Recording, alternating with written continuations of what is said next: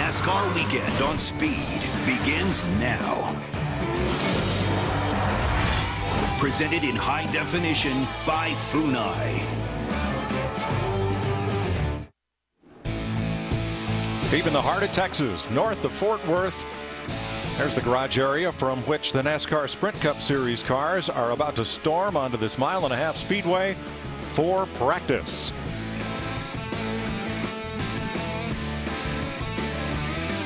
It is a beautiful, hot, sunny day. Temperature in the mid-80s. It is pretty windy. It's going to get warmer as the weekend goes on, just the way we like it. Hi, everybody, and welcome to Texas with Darrell Waltrip and Larry McReynolds. I'm Mike Joy. Well, we're done with the short tracks for a while. Darn it. But we come here at a track that has blazing speed and a whole different set of challenges, Darrell. This place is insane. I just got to tell you, when you qualify here, and you can ask every guy down there, you can feel the speed at this joint. I mean, we're going to be running at qualifying speeds 195 miles an hour. That's 210 miles an hour off in the corner. I know, folks, I know y'all talk about fast every week. This joint is freaky fast. Larry, through the history of this track, and it's been 10 years now since they opened it, there's been controversy, there's been great finishes, there's been all kinds of action, and both on and off the track. But one thing has stayed true. This place draws a lot of fans. The fan base here is as avid for NASCAR as they are any place in the country, and why not with what we see here? Well, I think they love what goes on here because, like Darrell said, this place is fast. And when these cars go to qualify tomorrow night, these drivers get up on the wheel, driving off into turn one at over 200 miles an hour. Fresh tires, they'll be right around the bottom of the racetrack. But what I think the drivers love and what the fans love to see is the fact that this place has lost some grip. The surface has deteriorated. It's become a little bit bumpy. And when we get into that 500-lap race on Saturday night, it's still going to be fast, but you have a lot of options. You can run at the top, you can run at the bottom, and that's one reason even for 500 laps at a very high rate of speed, we have a lot of great side-by-side racing. But I have good news. Yes. The track is rubbering up. And these aren't concrete corners. Oh, you. Chris Devoda. Thanks, Mike. Denny Hamlin comes into this racetrack with cautious optimism. He's cautious because, remember, this is an engine track, and they have had their engine woes at Joe Gibbs Racing. Also caution because Martinsville last week was where he was supposed to capitalize on opportunity. Now, he did gain a few positions in points when he finished 12th, but that's not enough. He needs to win. Of course, he won at this racetrack both races last year. That's where the optimism comes in. He's also running his March of Dimes, March for Babies paint scheme. Dick Berger and Denny Hamlin hopes he's marching to the front. Well, he's going to have to beat Dale Earnhardt Jr. if he wants to get to the front, because Dale Earnhardt Jr. is very good at this place. Won his first ever nationwide race here, won his first ever point-paying Sprint Cup race here. Hasn't won that division in 99 starts, but he looked so good last weekend at Martinsville in finishing second, had the fans on their feet, and a lot of them thought he was going to win there. Well, maybe this weekend will be the weekend we'll see Dale Earnhardt Jr. finally back in victory lane in NASCAR's top series. Getting ready for Sprint Cup practice on a beautiful sunny day in the middle of Texas. Stay with us. Honey, could you grab another bag of ice? On it. Did you see that pass on turn 3? No, I had to feed the pony. The only ponies at this party are underneath the hood. Look, if I don't get this ice. Oh, I don't get this ice. You got a 4G face melter in here, man. Let's do this thing. Okay, yeah, just one lap. One. Yeah, just do one. Yeah. How's that ice coming? Fuel your fan with the latest news, stats, and highlights on NASCAR Sprint Cup Mobile, only on the Now Network.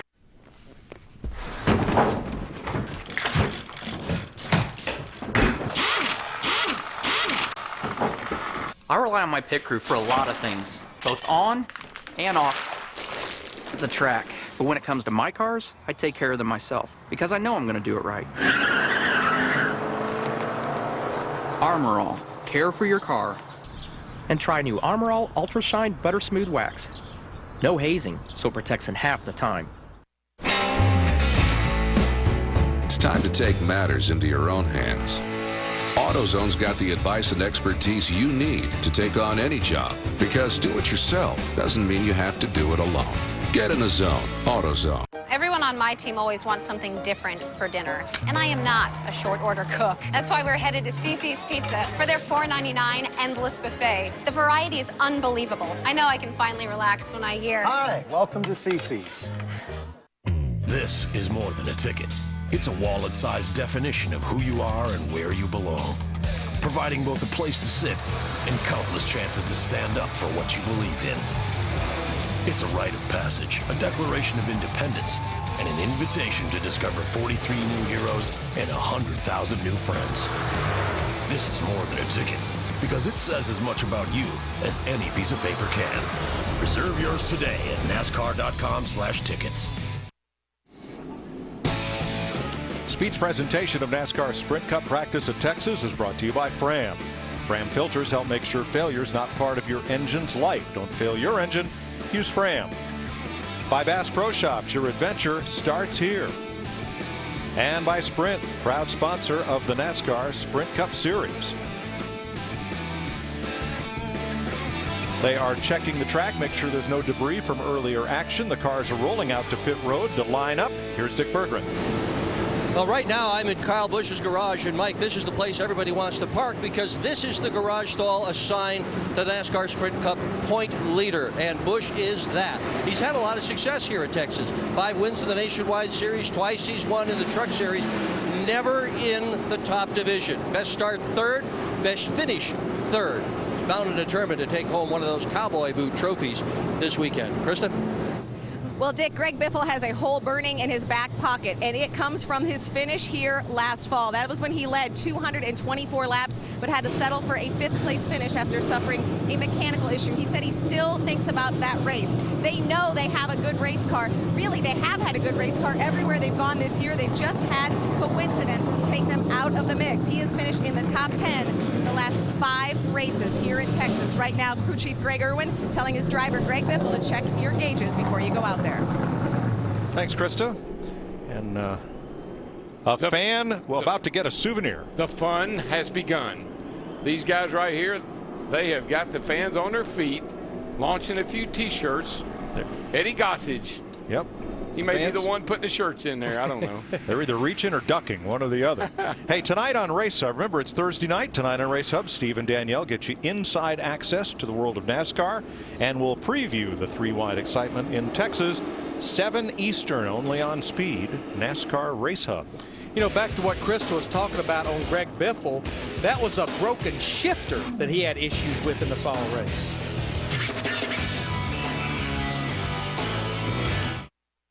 Tonight, we'll catch up with struggling RCR teammates Jeff Burton and Clint Boyer. Plus, Kelly Earnhardt shares her experience running junior motorsports and what the future might hold for Dale Earnhardt Jr.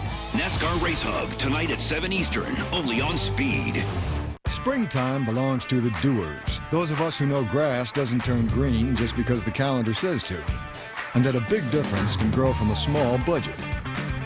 For those of us with grass on our sneakers, dirt on our jeans, and a lawn that's as healthy as our savings, the days are about to get a whole lot greener.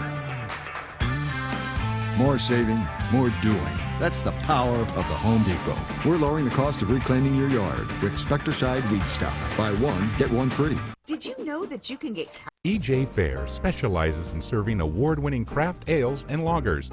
No mass-produced watered-down beers here. And now, EJ Fair is pleased to announce our exciting new location in the historic Liberty Hotel in Old Town Pittsburgh. EJ Fair is the perfect relaxed setting in which to share good times, enjoy delicious entrees, and of course, sample our award-winning craft beers. Proud to be a part of the Pittsburgh community? EJ Fair is where good times, good friends, and great beer meet. EJ Fair. Work hard, play fair. We are the face of Comcast. I'm a perfectionist. At least I try to be. At Comcast, we solve problems. If we don't resolve the problem the first time, we'll extend a courtesy service to our customers. You're a customer, you deserve it. If you're a new customer and you're not satisfied with our services, you can get your money back in the first 30 days. It's a phenomenal thing to offer to our customers. We're only as good as our word. And our word is good. Whether it's giving you a $20 credit if we're late or 30 days to try us out, at Comcast, we're all about the customer, and that's always guaranteed. Welcome back to Texas, where NASCAR has completed its inspection of the track surface, cycled over the timing and scoring equipment to the Sprint Cup Series. And here we go. Track is open for practice. This is an interesting schedule. We have this roughly 2-hour practice here. These guys have another practice right in the middle of the day tomorrow, and then we qualify fairly late afternoon, early evening. I think as we get to the end of this practice session, there will be a huge competition as to who can cut the fastest lap, because remember, for that late qualifying session, they'll go in order from slowest to fastest, so you want to go near the end of that qualifying session tomorrow evening. I'm just not real sure what's happening here. Now, normally when they open the track for practice, these guys tear out of the pits on a qualifying run. Today, just not real sure about this. This looks like a pace lap. They look like they're just all riding around slowly.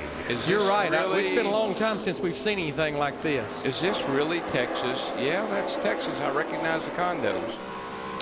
Well, Dale Earnhardt Jr., he goes straight and puts it on the mat to make a lap here. That's customary. I just never have quite seen the guys do this before. Not since back in the 70s anyway. Right. And that was Texas World Speedway. That's right. It wasn't here. That was in College Station.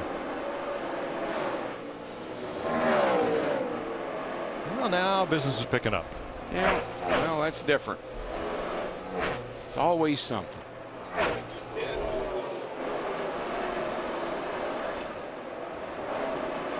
Montoya has the quick lap, 29.97.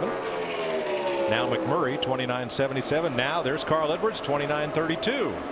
You know, when we do a practice show on speed, it gives us an opportunity to put a period on something that maybe happened in the race the week before. If you remember, shortly after the green flag, Carl Edwards was complaining to Bob Osborne that he thought he had lost his power steering.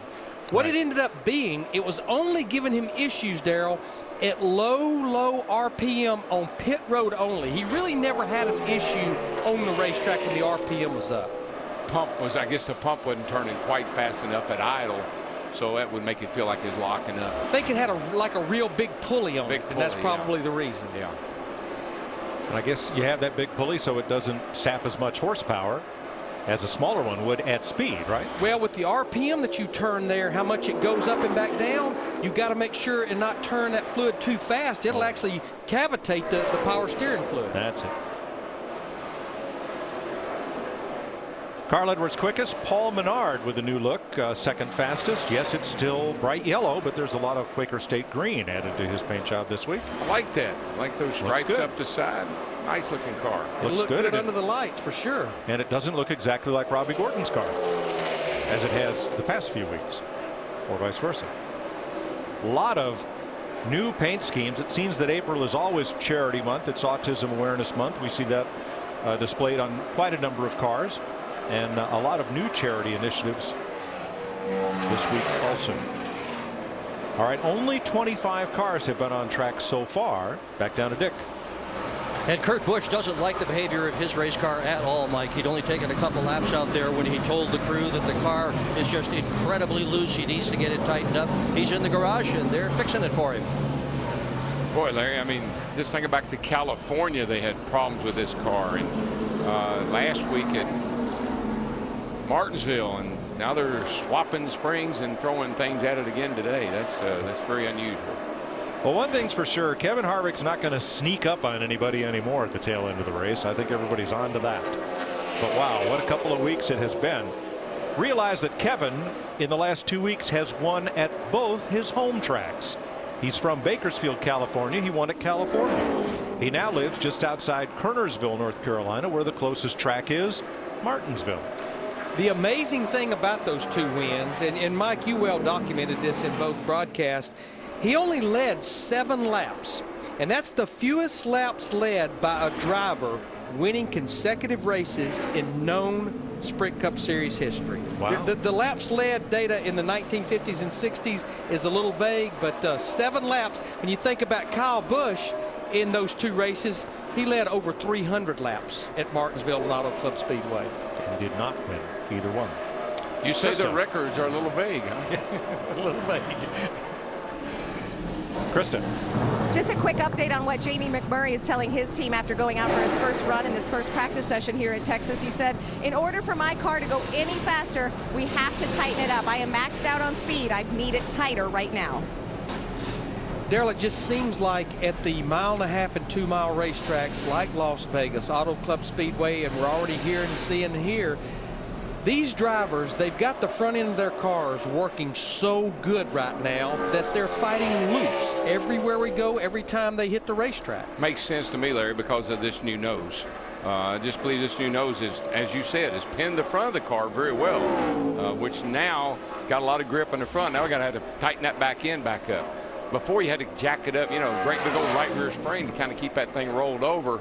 Not so sure that's the way to go now.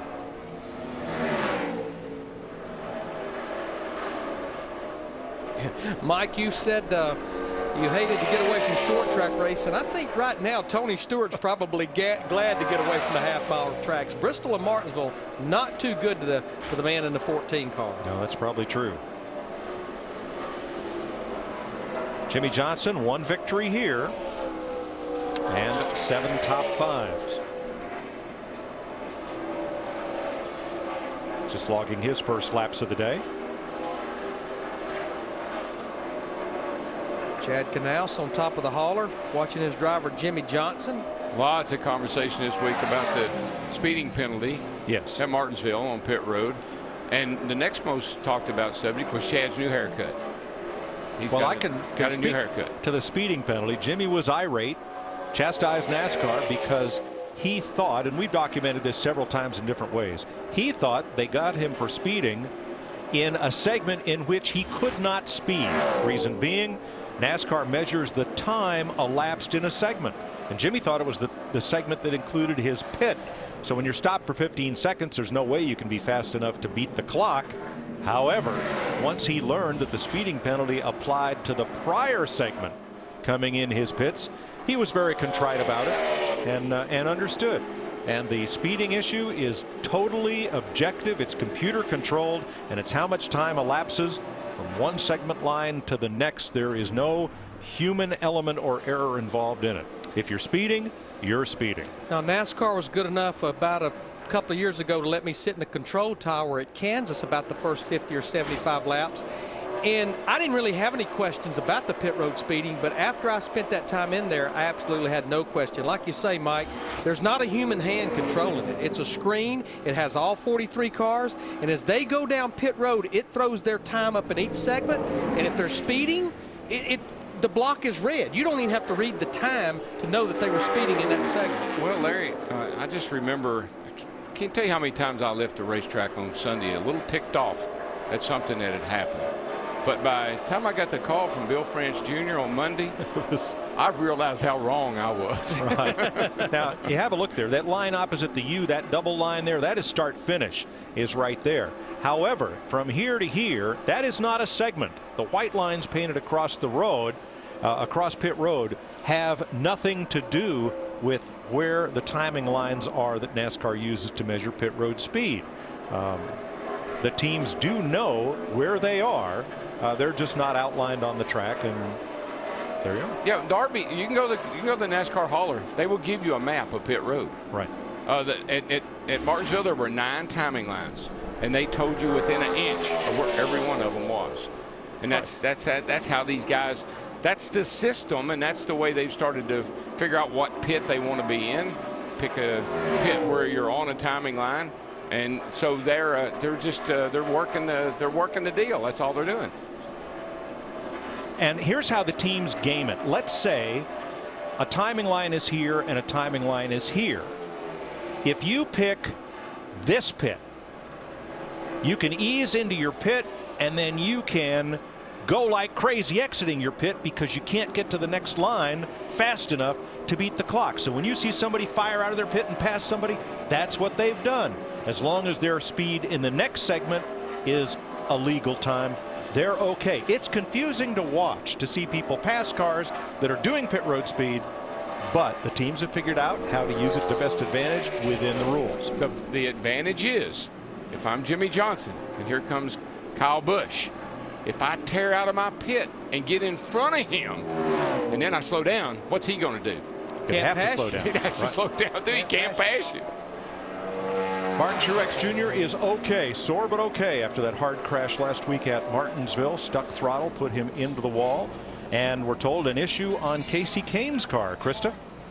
Yeah, Mike, quite a few Red Bull officials, executives, and engineers down here with the car trying to figure out what's wrong. Casey came in after his first run and said something is wrong, an engine problem, maybe electrical. He had problems starting it once he came into the garage. They needed to push the car into the stall. Ever since then, they've been working on things, having him turn the steering wheel, turn it over, trying to get things assessed and diagnosed. Right now, they do not know what the issue is. And you can see the guys in there, Krista, working over on the where the electronic ignition boxes are. Looks like right over in there. They're getting ready to pull those out and replace those. Casey has run only one lap in this practice. Carl Edwards is quickest. Mark Martin, Brad Keselowski topped the board. Then Paul Menard and Denny Hamlin.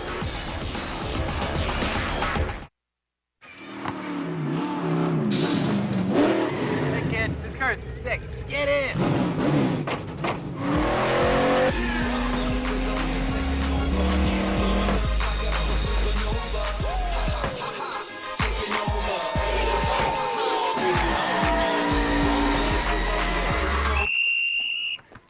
Gotta win. What would you do with your favorite driver? Enter your design at toyotaracing.com. Are you ready to take your family on a little spring break of its own? Then you belong at Bass Pro Shops for the spring fishing sale. Now, for a limited time, you can save an additional $1,000 on a new 2011 Nitro Z7 Performance Bass Boat.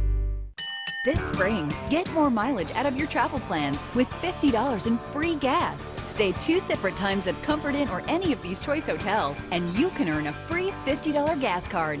Book now only at choicehotels.com. Okay, hold your line. Hold your line. Middle is good. Shoot the middle. Turn the bottom. You got it. You got it.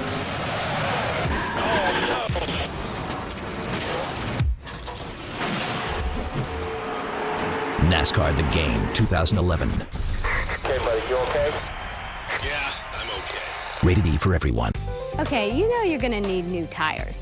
It's inevitable, right? With Tire Rack's online research tools, you'll know you're getting exactly the right tires for you, your car, and the way you drive it, all at a great price. Don't just change your tires, change the way you buy tires. To learn which Pirelli tires fit your vehicle and needs, visit TireRack.com and learn about the entire P0 and Scorpion lines. Pirelli, feel the power. TireRack.com. Research, buy, deliver, install. Tonight, Barrett Jackson coverage on Speed. The Sunshine State's most desirable cars hit the block in a high-dollar game of winner take all. Some cars have reserves, many are no reserve. What would you give for this? All but indescribable Chrysler. You won't see that tonight on Barrett Jackson Palm Beach. Coverage continues tonight at 8 Eastern, only on Speed. That was a LeBaron. I got a great story later. Marcus Ambrose, 22nd in Sprint Cup points. I think that was Eddie Goss's car. He drove from Nashville down here when he took over the racetrack. Could have been. Marcus is 16th so far. And Dick? he's not driving that car anymore. No. With Carl Edwards, the guy who has won more Sprint Cup races here than anybody else at 3. But we're doing all this practice in the heat of the day. You got to race on Saturday night when it's dark. So how do you do this? What's your game plan to get the car right for conditions you won't experience? Well, right now with our Scott's Afterlife Fusion, we're trying the things that we know are big things. You know, we're not fine-tuning the car. So Bob's, you know, I went out there and ran a couple laps. I came in, Bob said, get out of the car. And I'm over here texting on my phone, taking care of some stuff. Why don't you talk to him on the radio? You do have a radio. It's a Samsung race, you know, and we're Sprint, so we got to use those phones. And but the key right now is to not think too hard about this race car because, like you said, we're going to race at night. We don't have a lot of notes from night, so we're going to focus on that later practice, kind of extrapolate a little bit, and hopefully we can determine how these things are going to run on Saturday. Okay, thanks a lot. Wish you well this weekend. I'll text you later. Oh, thank you. Mike, could you interpret, please? They're going to what? Extrapolate? Yes. It's when you have a couple of numbers that you multiply, divide, whatever, to achieve a product. And then when you extrapolate, you take that result and translate it to a whole set of other unrelated numbers. Well, And I'm going to call Scott. I better call Scott. Mike, He knows. Mike. He's taken pre-algebra in 6th grade. Put He the probably shovel knows. down. Yeah, no kidding. Get back away. No. I know what he was talking about. I just didn't know what that meant. He's going to take the results from this practice and try to apply it to what happens when conditions change. Roger. Now I understand. There you go. Goodness. Brian Vickers has one of the top 10 laps in this session. He is 8th fastest. I was doing some research for Barrett Jackson for these trivia things that we do on there. And when Plymouth was trying to name their budget supercar in the 70s, the ad agency came up with this fantastic name. We'll call it the La Mancha. La Mancha. After man of La Mancha. Man from La Mancha. You know, and all that. Yeah. I didn't go over too good, did it? The car became, thank goodness, the Roadrunner. Oh, the Roadrunner. Much better name. La Mancha. Le Mans was already taken. A.J. Allmendinger. Yes. 31st right now on the board with a 30 flat. Carl Edwards' quickest lap is a 29.32. You know, I'm a little bit surprised, Larry. Track record's 27.518, 196 miles an hour. Based on what we've seen pretty much everywhere we've been this year, I thought, well, they'll be all over that.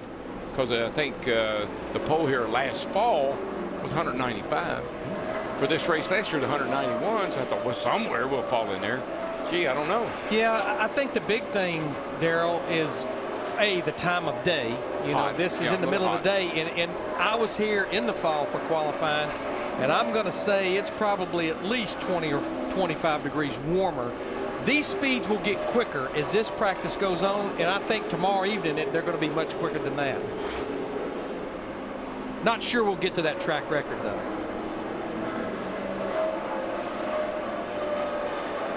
Clint Boyer for RCR, one of the top 10 cars. In fact, he is the 4th quickest Chevrolet in this practice so far. That's the second straight car we've seen a bunch of Tom Thumb decals on. They are a local supermarket chain here in Central Texas.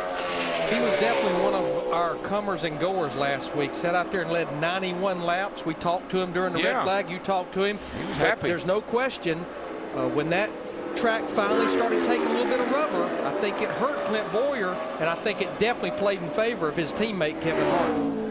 Well, I got to tell you something that played in favor of Kevin Harvick, and I didn't realize it Sunday until I saw it on TV this past week. The back of his car had significant damage, and it didn't damage it in a bad way either. One of those things makes you go, Carl Edwards is still quickest over Mark Martin, Brad Keselowski, and Paul Menard. And for you, the chef has prepared something really special. I think you're really gonna like this. There you go. Oh, have you tried ProGlide? You gotta be kidding me. Have you tried ProGlide? No. No, I haven't. What are you, crazy? Hey, turn shaving into glide. You gotta try it. Denny, is that tiramisu? It's your turn to take the ProGlide challenge. Go to youtube.com/ProGlide. So what are you waiting for? Nothing now. 501 honey cluster cereal. That's really good. It tastes good, so there can't be fiber in it. It's actually got about half a day's worth of fiber. Really? Try it. Honey, touch of brown sugar, crunchy clusters.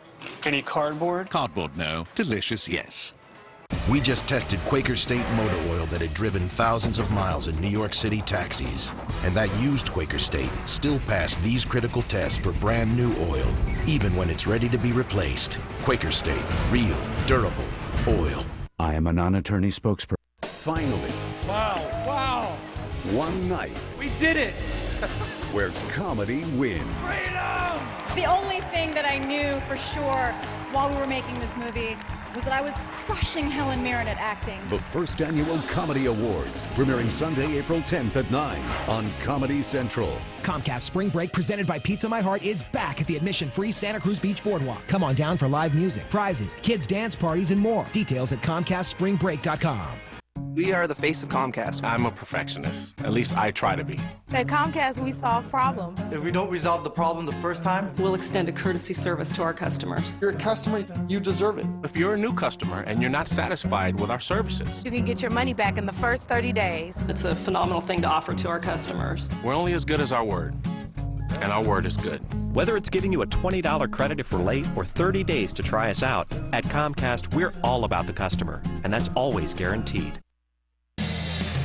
360 degrees of everything is now on sale.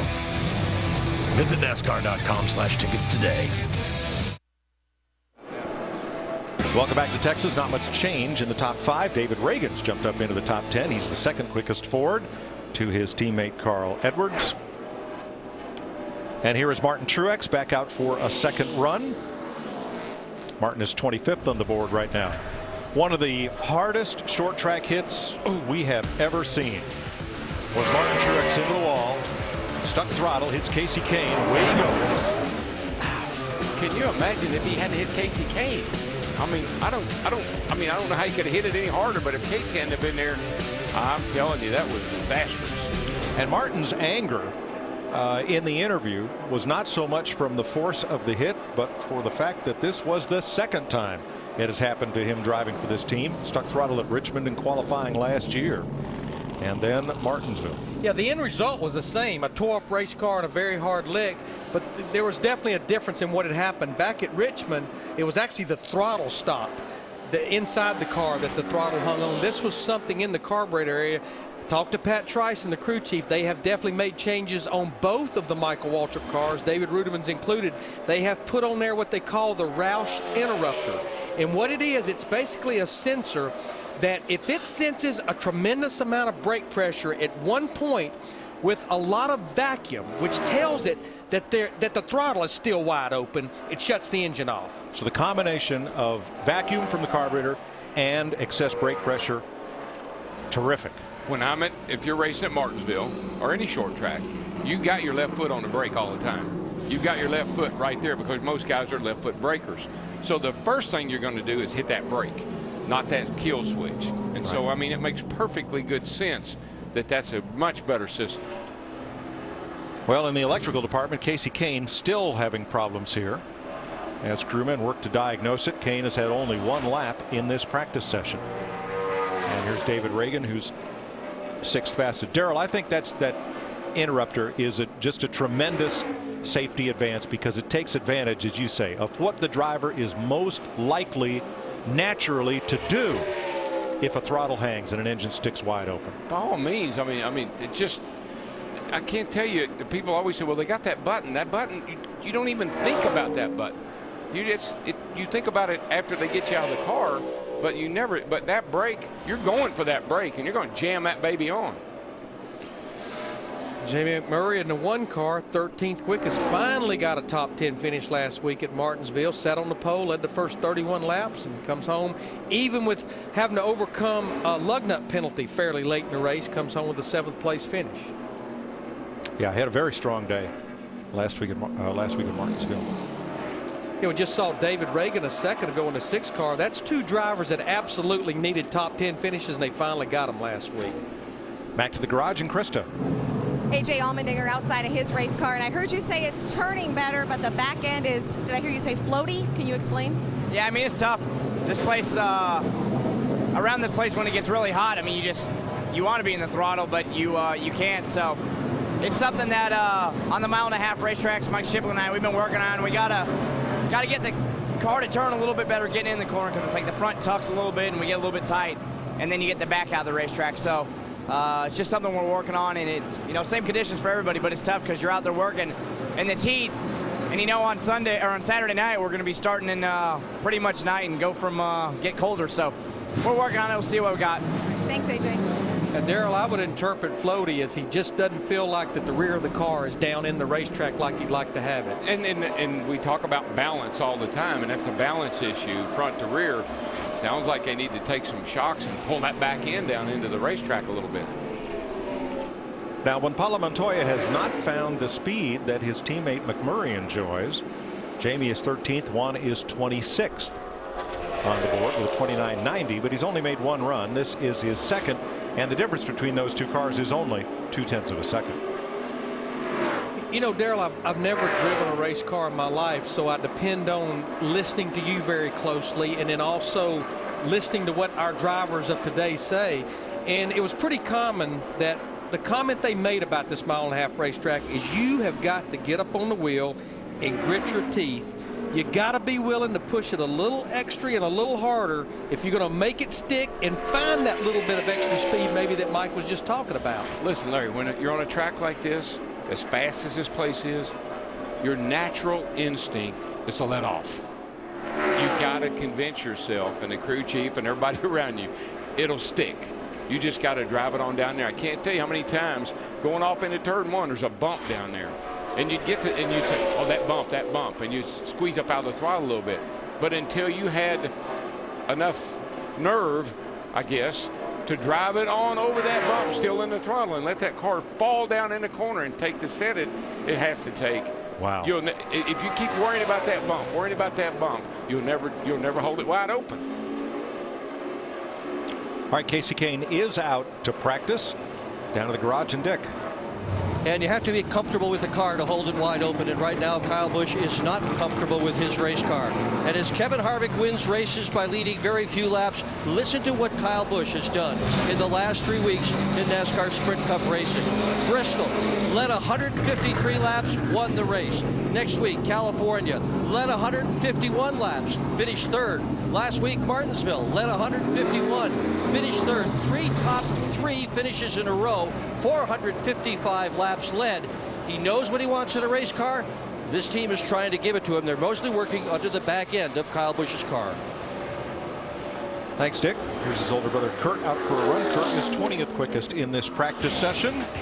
We're glad to be with you live on a Thursday afternoon in Texas, getting ready for Saturday night's race that you'll see on Fox. Carl Edwards quickest. NASCAR Race Day thunders into the Lone Star State. Denny Hamlin joins us live to discuss his recent dominance at Texas. And we'll break down Dale Earnhardt Jr.'s impressive start to the season. NASCAR Race Day built by the Home Depot, Saturday at 5 Eastern, live on Speed. Truth is, if you don't have your motorcycle insurance where you have your car insurance, you're paying too much. At Allstate, when you combine, you save up to 30%. Dollar for dollar, nobody protects the rider better than Allstate.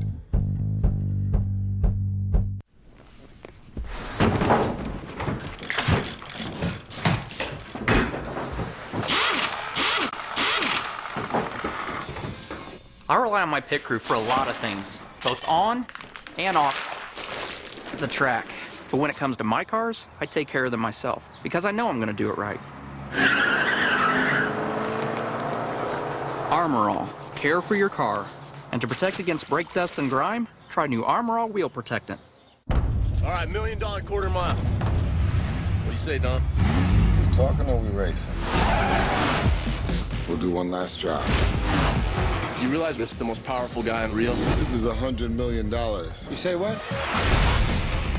The men we're after are professional runners. You're going down, Toretto. Not today. Fast and Furious 5, rated PG-13, in theaters and IMAX April 29th. Everyone on my team always wants something different for dinner, and I am not a short order cook. That's why we're headed to CC's Pizza for their $4.99 endless buffet. The variety is unbelievable. I know I can finally relax when I hear. Hi, welcome to CC's. Boyer seems to have fallen off the pace. Come on, Clint, we can do better than this. Clint, you got me in there? Who is this? It's Tommy. Who? How'd you get this channel? Not important. What is important is your performance so far, or lack thereof. It's killing my fantasy team. What? If you could just pass a few cars, or heaven forbid, get a fastest lap, it would really help me. Huh? Sign up now for the new NASCAR Fantasy Live on NASCAR.com. The first game ever with live in-race scoring. Seriously, Clint, let's pick it up, okay? Sprint brings you an inside look at what's happening now inside the NASCAR Sprint Cup Series. Carl Edwards has the fastest lap of this practice, 29.327 seconds. And the Sprint Cup point standings show Kyle Busch at the top, taking the point lead over from Carl Edwards. For more NASCAR stats, in-car audio, and live race radio, check out NASCAR Sprint Cup Mobile at sprint.com/speed. Mark Martin's just gone out for his second run. Greg Biffle on track for, let's see, this is fourth run for Biffle. 12th quickest. Oh, he's very confident. The way he ran here last year, he just really thinks this is going to be a big weekend for he and his team. Time to get him a win. Darryl, you were talking about the temperature and the speeds and all earlier. When we were here in the fall, the high that day was 64 degrees. Right now we're sitting in the mid-80s, and that's ambient temperature, so you know it's a lot bigger differential as far as the track temperature, which is, I'm sure, is a big part of where that speed's at. Regan Smith continues to have the best average start of anybody on the tour. Farm American on the Furniture Row car this week. Here's Dick. Carl Edwards having conversation with Bob Osborne, his crew chief, and some of the other folks that work on the car, and what they are talking about is that they've got this car dialed in, so it's coming off the corner really, really well. The last run they got it even better, but it's the rest of the racetrack that they're looking for. Fastest car at the Speedway, still more speed to come for Carl Edwards. Krista? Well, Dick, Casey Kane is just hoping to get some more laps. He went back out after we documented that he was in the garage for quite a while. And speaking of the heat, there was no air coming through his car when he's sitting here in this garage while his crew works on changing things. He wasn't sure if it was engine or electrical when he first came in. Some of the things they changed during that about 15 to 20 minute span, both ignition boxes, wiring on the dash. Then they went and changed the distributor. They thought they had it solved, so when he went back out, I monitored his radio the entire time. He never mentioned losing power or having any sort of starting issues. All he did is said, I'm going to bring it back in. The crew continuing to work on the car, but they're underneath working on the handling. They're also back under the hood. Thanks, Krista. Jeff Gordon, 24th, matching his car number on the board. DuPont colors back on the car this week. And, you know, Gordon has said, don't worry about where we are in practice. We've got a list of things we want to try. We're going to try them and then make up our mind from there. So we're not paying a whole lot of attention to that practice monitor. I guess you'd call that the old school paint job there. Yeah. Familiar colors. It is. Fire and flames, yeah. Yeah, this track was not good to Jeff Gordon last year. He had DNFs both races in 2010. Till he won Phoenix, you know, this was the last place he had won in 09. I had to chuckle a little bit though when he won that race here, and his family, Rick, no one was here that day to be with him in Victory Circle. And I asked him about that. I said, so what? They said, well, we're not going to win Texas, so that'd be a good one not to come to. And darn if he didn't win. He was probably glad they wasn't with him last fall, though. Yeah, he probably was. That's true.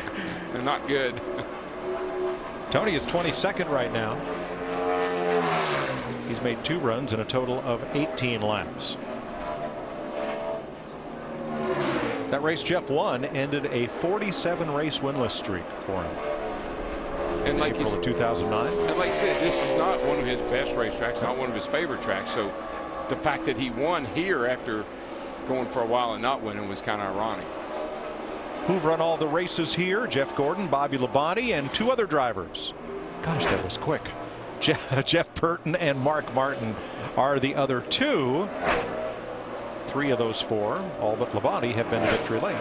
Yeah, we first came here in 1997, and Jeff Burton won that race.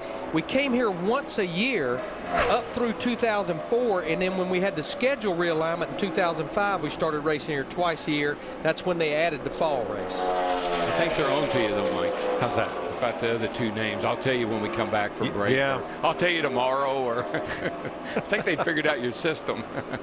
That's okay. 4 drivers have not yet been on track. J.J. Yaley, Michael McDowell, Joe Nemechek, and David Starr, a Texas native trying to make his Sprint Cup debut here this weekend.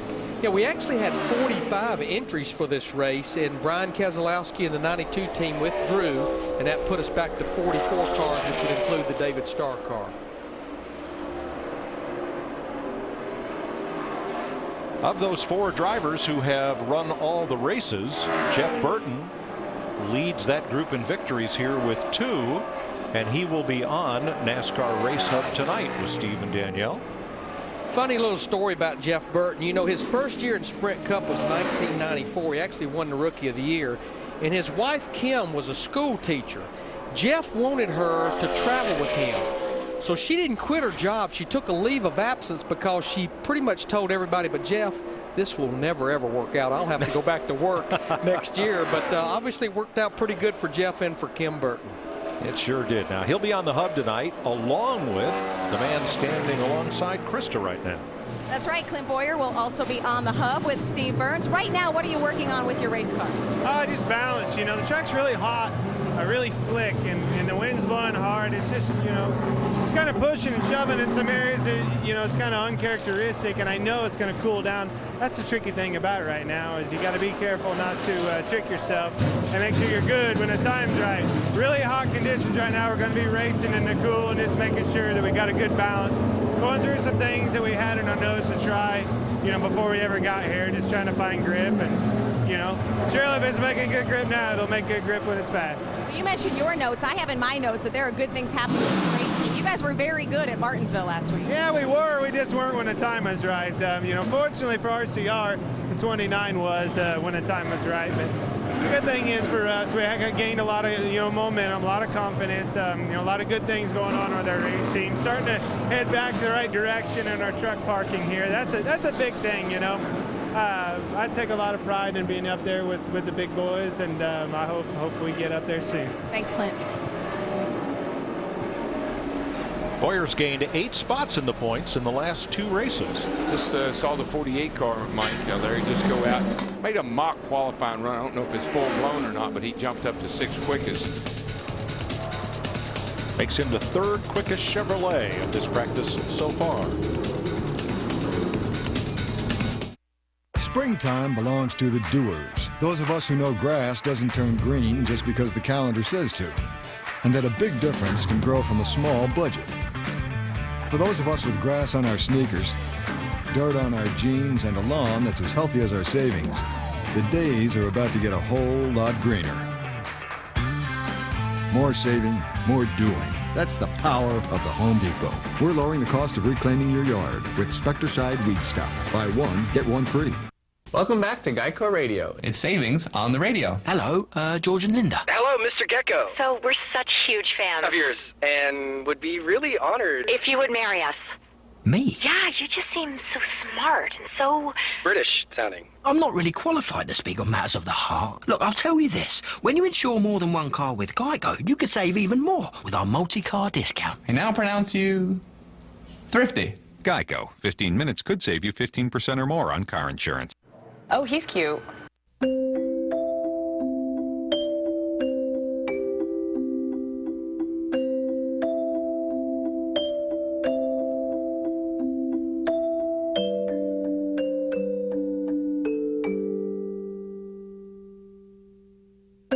Lead paint poisoning affects over 1 million children today. Dust from lead-based paint could cause violent behavior. If your home was built before 1978, log on to leadfreekids.org.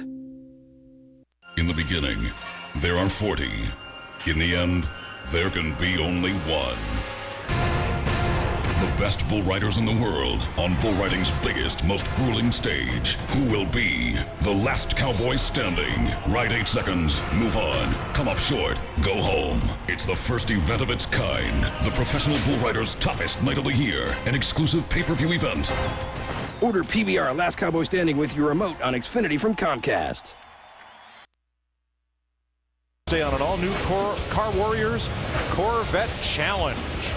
As the clock ticks away, egos clash, and the Dream Team has a meltdown. Car Warriors Wednesday, 9 Eastern on Speed. Say the All-Stars and the Dream Team, and that could be a Dream Team right there. They look pretty happy.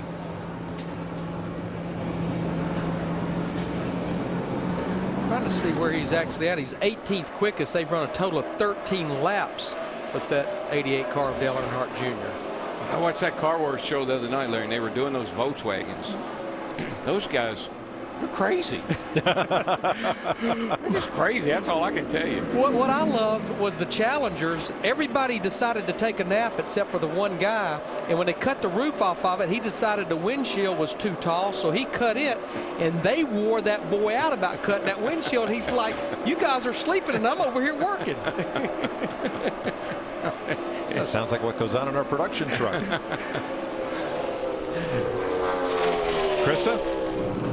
Jeff Gordon is saying his car is just really loose right now. He told crew chief Alan Gustafson, put the adjustments back where they were. I was wrong about this setup. But Mike, like you documented, they know this is a long practice and they have that checklist, but right now they're going back.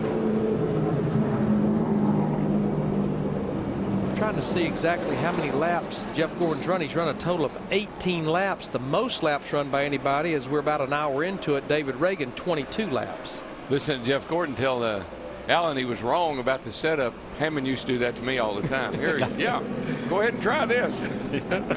You want to try this? Fine with us. You think we don't know what we're doing? You try it.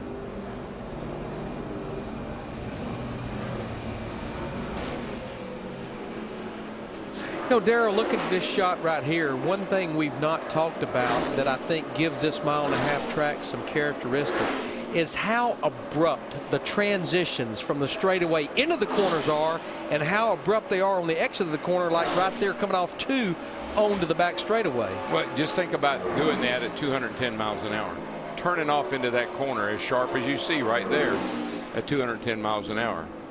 And aren't they now less abrupt than when the track was first built? They had to change those transitions and repave not long after the speedway was built. Yeah, they've worked on this track and made it really, it's nice now.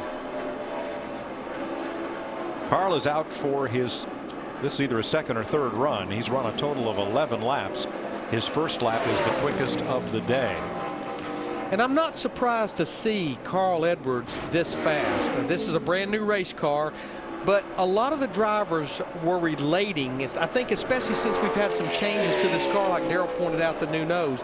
If you ran well and had a good package at Las Vegas a few weeks ago, they felt like you could come here and you would be pretty close. Relating Vegas to Texas, I think, as far as the speeds and the banking and all the other things. It looks a little loose on exit on this run. Boy, it really does. And of course, this is the first place I noticed. I think Larry and I were up here 2 or 3 years ago, Larry, when we noticed that 99 was running sideways. Yep. Sideways down the straightaway. That's was right. the problem. That's where they had that rear end all cocked out there, and they were the first ones to get onto that. Yep. Took others a while, but now everybody does it. Robbie Gordon back in black for Fast and Furious 5 this week. Dick? With Dale Earnhardt Jr., how much better is life this year, given how well you're running than in the past? It's just good to run well and have good runs like we've had in the last several weeks. Everybody at Henry Motorsports has worked really hard, and those guys just put such great race cars together, and it's been a blast. I don't know if life can get any better than it's always been, but I've been pretty fortunate all my life, but definitely feels good to run well, and I'm proud and thankful for what we've been able to do this year so far. A lot has been made out of your relationship with your new crew chief, Steve Letarte. How is it that you two guys have clicked so well? I think we just want it to work, want to have success, so a lot of compromises, but he's really sharp and does a great job, and I trust his ability and trust his judgment. He's really the leader of the team, and we just everybody just trying to do the right thing and do their job, do the best they can, and put forth the best ever they can. And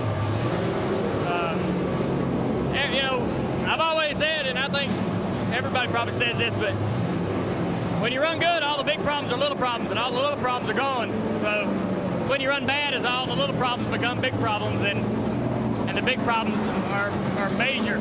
So we're running good, so we can put up with a couple inconsistencies here and there, but for the most part, we're just trying to do our job, man. Nice to see a smile on your face. You know what I love about our sport right now, and I think it's what's making it so exciting. You look at Dale Earnhardt Jr. there.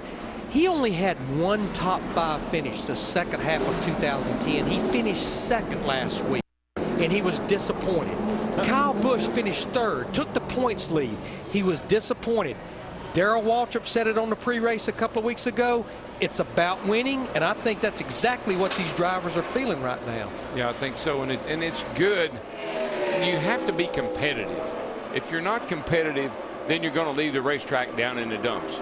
But when you can run up there, lead some laps, I got a chance, man. You always want to go home and race saying, if this hadn't happened, man, we'd have won. If that hadn't happened, we'd have won. Instead of going home and saying, I don't care what happened, we couldn't have won. Oh, that's true. depressing. David Gilliland, new deal for the 34 this week. Gander Mountain has come on board for Front Row Motorsports. The taillight panel has got an interesting slogan on it that you'll probably only see in Texas. Put your firearms online at Gander Mountain. I don't think you're allowed to buy a pickup in Texas without the obligatory gun rack in the back window, are you? I don't know. You have to ask Hammond on that one. In 44 days. Have you ever? No, I have never. Don't miss the NASCAR Sprint All-Star Race live on Speed. Wednesday on an all-new Car Warriors. Itchy has been stirring the pot all season. Will he finally push everyone too far? You're pissing me off right now. Wednesday on an all-new Car Warriors, followed by Car Science, only on Speed. You ready? Ready? Green flag, green. Relationships fail. Systems fail. Failure is part of life. Fram filters are tested beyond any conditions you'll ever encounter to help make sure failure is not part of your engine's life. Fram, don't fail your engine. Is it time to do a little team building with the team that matters most? Then you belong at Bass Pro Shops for the spring fishing sale. Get Redhead Stockton polos for under $13 and the Browning Stalker spinning combo for only $44.97. Your adventure starts here. Well, everything looks good. So my uncle calls and he says he's dizzy and he's losing his balance. I'm like, Uncle, you want me to take you to a doctor? He's like, no, I'm gonna look up the symptoms. I said, your symptoms are you're dizzy and you're losing your balance. So he said, I can't get on the internet because my arm is numb. I said, well, use your good arm and dial 911. Stroke's no joke. If you or someone you love is showing symptoms of stroke, don't wait because it might be too late. Dial 911. Time lost is brain lost. We are the face of Comcast. I'm a perfectionist. At least I try to be. At Comcast, we solve problems. If we don't resolve the problem the first time, we'll extend a courtesy service to our customers. You're a customer, you deserve it. If you're a new customer and you're not satisfied with our services, you can get your money back in the first 30 days. It's a phenomenal thing to offer to our customers. We're only as good as our word. And our word is good. Whether it's giving you a $20 credit if we're late or 30 days to try us out, at Comcast, we're all about the customer, and that's always guaranteed. Deals, your one-stop shop for exclusive ticket offers for Speed viewers. Here's a brand new inside deal from the Speedway right here. You get pre-race hospitality, access to pit road, driver introduction, and a 3 Doors Down concert. Get the details on all the great Speed inside deal ticket packages at speed.com/deals. And let's go get the lowdown from Krista. Yeah, Mike, we talked about how Casey Kane was sitting here in the garage about 15 or 20 minutes while your crew worked on, first it was electrical, it looked like, then they changed the distributor. What was the final cause of the problem? It ended up being the distributor. We didn't really know. I mean, I think that's the first distributor I've have a problem with in Cup racing. So it's been a long time, but it didn't slow us up too much. We're still working on our Red Bull Toyota, and it's not right, but it's getting closer. I think it should be all right. What about after last week, too? I know it seemed like Martin took the blunt end of that wreck, but you were there to almost sort of buffer him. How were you feeling after that hard hit? Well, my car was there to help. You know, I think that helped Martin a lot, but it's just one of those things. Those things happen once in a while. Luckily, it was I was there to help him, and he didn't hit too hard, but it ruined our day. We were having it. We would have gotten better as it went on and hurt us in the points a little, but we'll battle back from that. I think we have a good team. And now everything's okay with the car now as far as under the hood? Everything's fine. We're just trying to get it to go around the track fast. Thanks, Casey. Casey made a run of 4 laps and a second run of 5 laps after they discovered the problem. So, yep, they're back up and running. And this is interesting. This has to be an interesting conversation. That is Kyle Busch, the point leader, in the cockpit of the 5-time champion Jimmy Johnson. You know, going back to Clint Boyer's interview with Krista earlier, and Daryl, you'll relate to this. It's amazing how much pride a driver puts in where his car and his hauler is parked in the garage area. I know Jimmy Johnson said when he went to Daytona the following February after winning that first championship, he said the thing that meant the most to him was seeing that 48 hauler and seeing that 48 car in that #1 garage stall, which actually, no matter where you're at in points when you win the championship, you have that #1 parking spot the entire next year. That's right. From there on, they line up by points. And if you're deep enough in the points, you might even be parked outside the garage area, depending on how many stalls there are at that particular track and how many entries there are on a given Sunday. This is a pretty long conversation, Daryl. What do you think's going on here? You know, they're not talking about the Texas, I'm pretty sure. Something that they've both done away from the racetrack. Not sure what that is. Smiling. He's laughing. I mean, it's a friendly conversation. Oh no, they're having it's the boys being boys right now. Okay, that's a good thing. Yeah. It definitely was a friendly conversation. Oh yeah, yeah. Casey Mears, 25th fastest right now with a 29.49. He's run 18 laps in the Geico Toyota. But he's the fastest of the go-or-go homers. Last week at Martinsville, we started on the current owner points in 2011. They were locked into the top 35, broke that transmission at Martinsville. Now they're back outside the top 35 this week. That's a moving target every single week. And it is tight. I mean, we said last week how tight it was. You know, with a point, those two guys back there tied. Wow. It's decided. Who is it, Larry? It was, it's the 37 car of Tony Raines. And the 71, they have the same amount of points, but the 71 had the better finish. Is that right, Larry? The right. 71? The 37 has finished 25th twice, so that's the tiebreaker. Wow. So they're locked in here this weekend. Andy Lally has to qualify on time. Right. New sponsor for Kenny Schrader this week, Big Red, which I think we've seen previously on the 60 car this season. And they just put that sponsorship together, Mike. They were wrapping that car in the garage area, about 3.5 hours ago. Wow.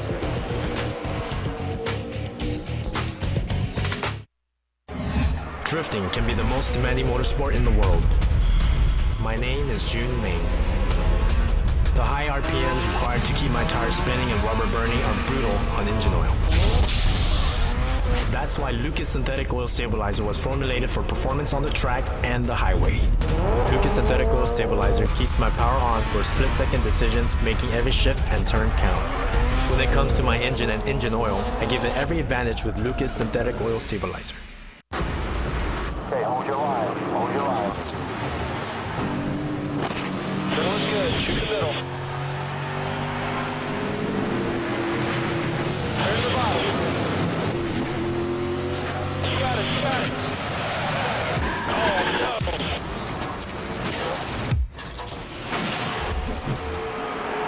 NASCAR The Game 2011. Okay, buddy. You okay? Yeah, I'm okay. Rated E for everyone. And for you, the chef has prepared something really special. I think you're really gonna like this. There you go. Oh, have you tried ProGlide? You gotta be kidding me. Have you tried ProGlide? No. No, I haven't. What are you, crazy? Hey, turn shaving into gliding. You gotta try it. Denny, is that tiramisu? It's your turn to take the ProGlide challenge. Go to youtube.com/ProGlide. So what are you waiting for? Nothing now. I'm a hot babe out jogging. I'm out making sure this stays a 10 when you drive by. You're checking out my awesome headband when... Oops. That's when you find out your cut rate insurance, it ain't paying for this. So get Allstate. Save cash and be better protected from mayhem, like me. Dollar for dollar, nobody protects you from mayhem like Allstate. Speed's coverage of NASCAR Sprint Cup practice from Texas, brought to you in high definition by Funai. Funai, fun and innovative. Experience more at FunaiAmerica.com.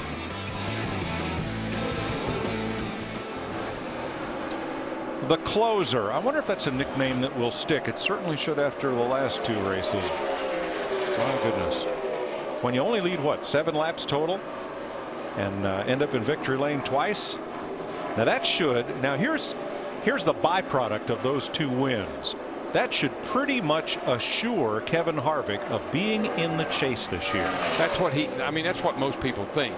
You get a couple of wins, you're not in the top 10, but you're in the top 20 in points, probably going to make the chase. And that's a great insurance policy. Exactly. I mean, now you can go out there and play, you can play hard. You can take a lot of chances, do a lot of things. You still got those 2 wins. Plus, I mean, we got, 20-some races more to go. He can probably get another one. But you know what Kevin Harvick said this week? He said we talked about it before going to Daytona, that 2011 was going to be less about consistency and more about winning. He said that just this week. Well, so far, mission accomplished. I think this point system is going to really appeal to a lot of people once they figure it out. The fans particularly think they're really going to like the outcome once they get adjusted to it. I think you're right. There's a look at it. The top 10 are in the chase, but then there's 2 kind of wild card spots, and they go to the drivers with the most wins who are in the top 20. And if there's nobody, then it goes to the 11th and 12th place drivers in the points. So it's a wrinkle. It's really interesting. It's going to be fun. Our top 19 in points changed positions after Martinsville. We're seeing that every single week. Krista? Mike Menard, Paul Menard is one of the guys who lost positions, but he has been having a great year. Right now he is saying, and I think this documents what the 3 of you have been talking about throughout this practice session. He said the front end loses the nose really hard. He said for the last 2 or 3 runs, it feels like the nose is pinned down so it doesn't turn. My drive off is great. The exit is good. It's just not turning. Needs a little help there. So let's have a look at the points since we brought it up. Here are the top dozen. And right now down through Mark Martin would make the chase. And after that, the drivers with the most wins. Jeff Gordon wouldn't make the chase because he got a win. Yeah. Right now. Right now. Right. No one outside the top 12 has won a race in 2011. The one, oh, by the way, is Trevor Bayne, who has elected not to take his championship points in Sprint Cup. He does his in the NNS.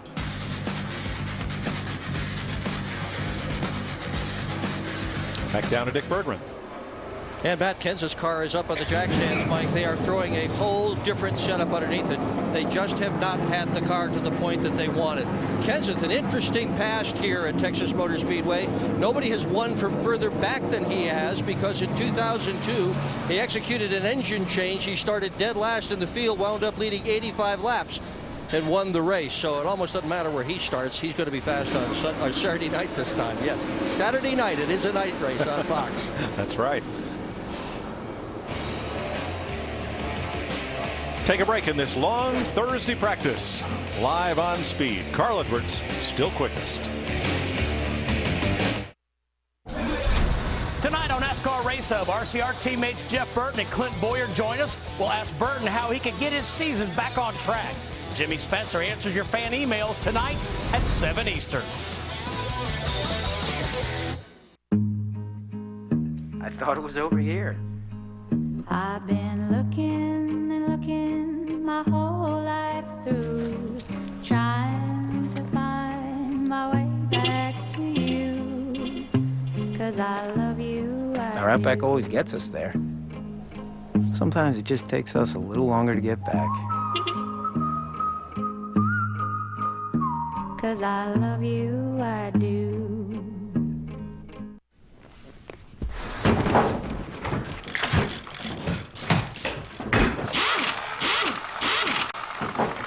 I rely on my pit crew for a lot of things, both on and off the track. But when it comes to my cars, I take care of them myself, because I know I'm going to do it right. Armor All. Care for your car. And try new Armor All Ultra Shine Butter Smooth Wax. No hazing, so it protects in half the time. Every Everyone on my team always wants something different for dinner, and I am not a short order cook. That's why we're headed to Cece's Pizza for their $4.99 endless buffet. They have 20 varieties of delicious pizza, as well as fresh salads, hot pasta, and delightful desserts. The variety is unbelievable, so there's something for everyone. Am I a mind reader or just awesome? Or both? I know I can finally relax when I hear... Hi, welcome to Cece's.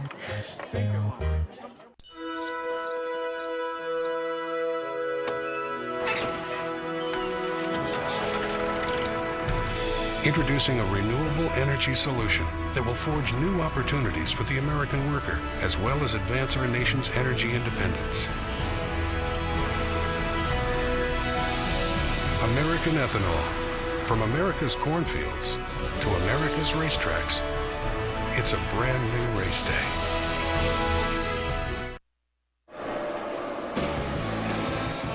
Carl Edwards still quickest. Joey Logano 10th fastest.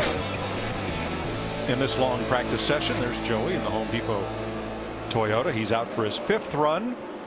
He's run a total of 20 laps in this session. David Reagan and Tony Stewart have run the most, 32. I'd say we're getting to a portion of this practice where the drivers that's not been in practice qualifying trim, that they're probably going to get there pretty quick.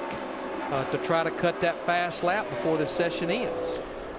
All the 44 drivers have now practiced with the exception of J.J. Yaley, whose team reports they are saving their tires for the end of practice when it is cooler. Well, yeah, the go or go homers, they also go in rank of order from slowest to fastest. Cut a pretty good lap today, even if you're a go or go homer. I think it's really important for a driver at a track like this to be comfortable with his car. So I think if you're go out and make these early runs, you want to be sure that the driver has confidence in the car. The car is under him, it feels good, he can drive it, because you're going to ask him in a little while to go out there and pick up a lot of speed.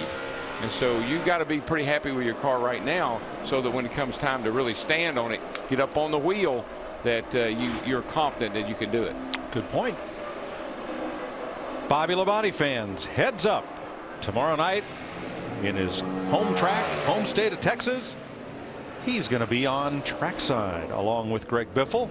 That is tomorrow, Friday night as usual, from Texas, 11 p.m. Eastern, and only on Speed. You know, that was a pretty hard lick that Bobby Labonte took last week down there in turn 3 and 4 as well. Had a good run going, and Kurt Busch got together with a car going off in the corner, got up on the curve, and drove Bobby Labonte into that wall pretty hard. That's right. Tony Raines slowest in this session so far, but he is one of the drivers locked in the field. Here are those who are not. Andy Lally, the rookie, most in danger of missing the show. Remember, J.J. Yaley has not yet practiced, as we told you a bit ago. Remember now, I think Andy Lally and his group, they've switched over from Chevrolet to Ford. So they've got a brand new car here this weekend they're working with. So they may have to do a little readjusting. Right, new car, new sponsor. And here's a new entry, David Starr. Got a lot of different sponsors, a lot of acronyms on that one.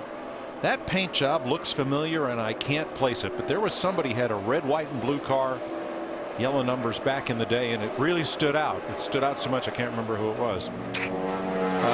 Maybe it'll come to one of us during this session, or maybe you'll get a tweet on that. All I can tell you is the only 95 car I remember was brown.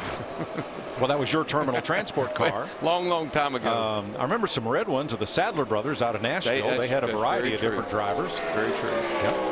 And here's the Rocket, who is 12th quickest.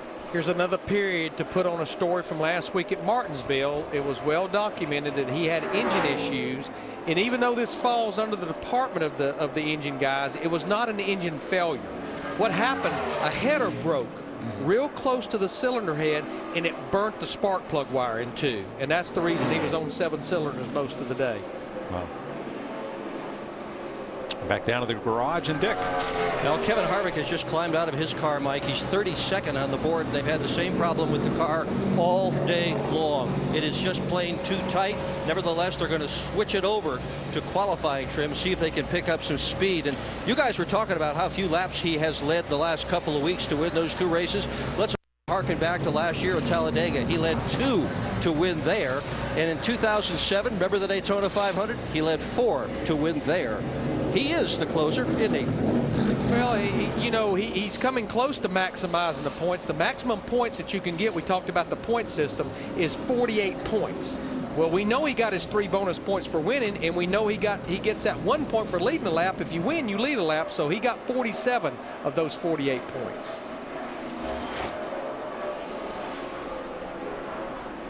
Brad Keselowski, 3rd fastest in this session. He's only run a total of 11 laps. He's made 4 runs. Okay, I figured it out. It kind of resembles Greg Biffle's National Guard car, but what I really was thinking of were the Bob Sharp cars in road racing. Scott Sharp and Paul Newman drove Nissan, sponsored by Planters Peanuts. That was the yellow on the car, and otherwise they were red, white, and blue. And very distinctive, very sharp paint scheme for David Starr. Hope that car is as quick as it looks.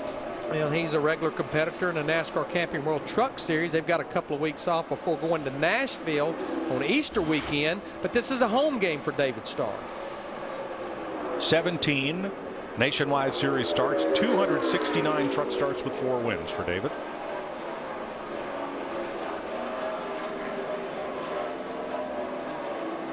Dale Jr. jumps up to 8th in this practice session. There's his fastest lap, is his 15th of this session. Krista?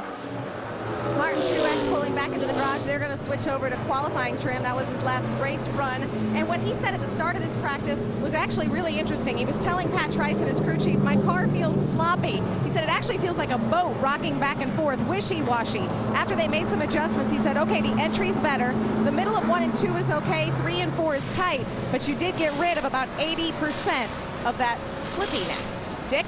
Well, Kurt Busch won here in November of 2009, had a good run as well in the spring of last year. How much of old notes can you take and get yourself ready to go for, spring of 2011? Well, you start there for a base, but then it seems like every week now we've got a different tire combination, and this is the same tire we ran at Homestead last year, which from what I remember was very loose. So here we are again today, very loose. Track conditions are warm. So we'll see how it settles in. I mean, overall, you start with your base package that you have for notes, and then you have to adjust to changing circumstances after that. So our Shell Pennzoil Dodge is okay. I'm just really right on that ragged edge. I just want to try to find more comfort so I'm not working so hard to bust off that lap time. And to be sure it stays out of the fence as well. Yeah, I got to keep it off the fence. Shiny side all the way around. Good for you. Thanks. Thanks, Dick. Micah McDowell had a tough day at Martinsville. Ran hard, got bounced around, gave a little back of what he got, and then ended up in the garage area with a part failure long before the race was over. McDowell will be forever linked with the qualifying crash he had here.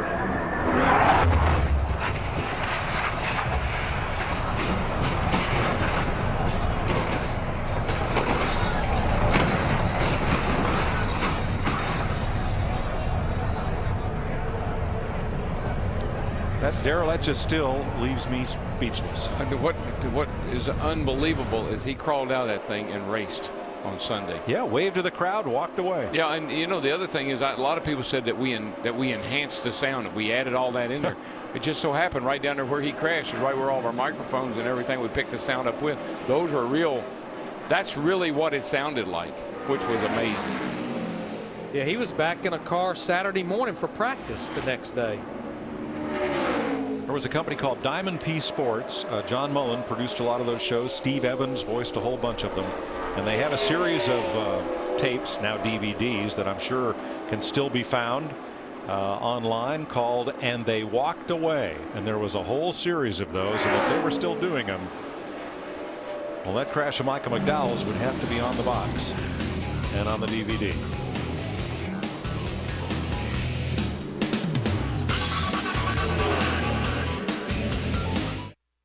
Speed, lights up the Lone Star State as NASCAR's best push it to the limit with Sprint Cup qualifying. And don't miss the Wild West edition of NASCAR Trackside. It all begins tomorrow with Sprint Cup qualifying at 6:30 Eastern on Speed.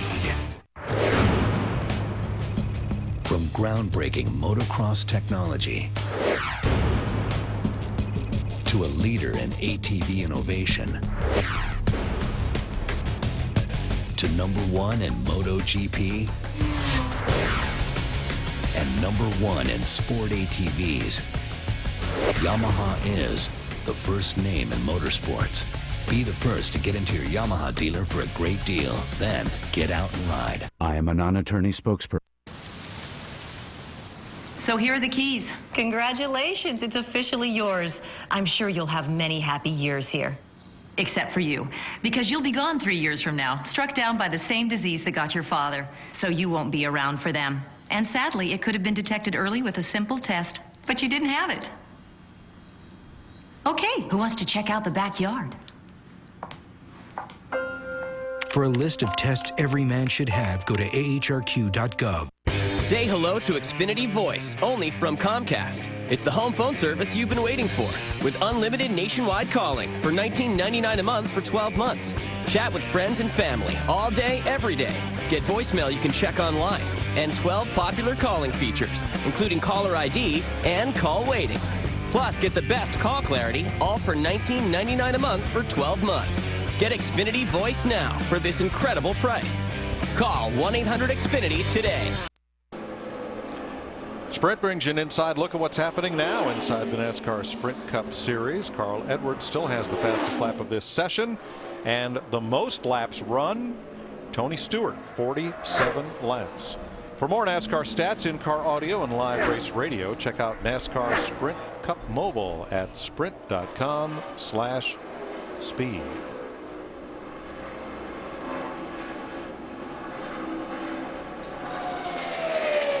Been watching Jeff Gordon in this 24 car. Looks like he's still in race trim. He's 26 quickest.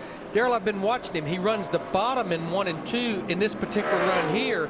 But even though there's not a lot of rubber halfway up the racetrack in 3 and 4, he's been running the middle of the racetrack there. I think I know why. If you look at turns 1 and 2, what are we getting down here? Starting to get some shade. Getting some shade. So there's some grip down on the bottom. Get down here 3 and 4.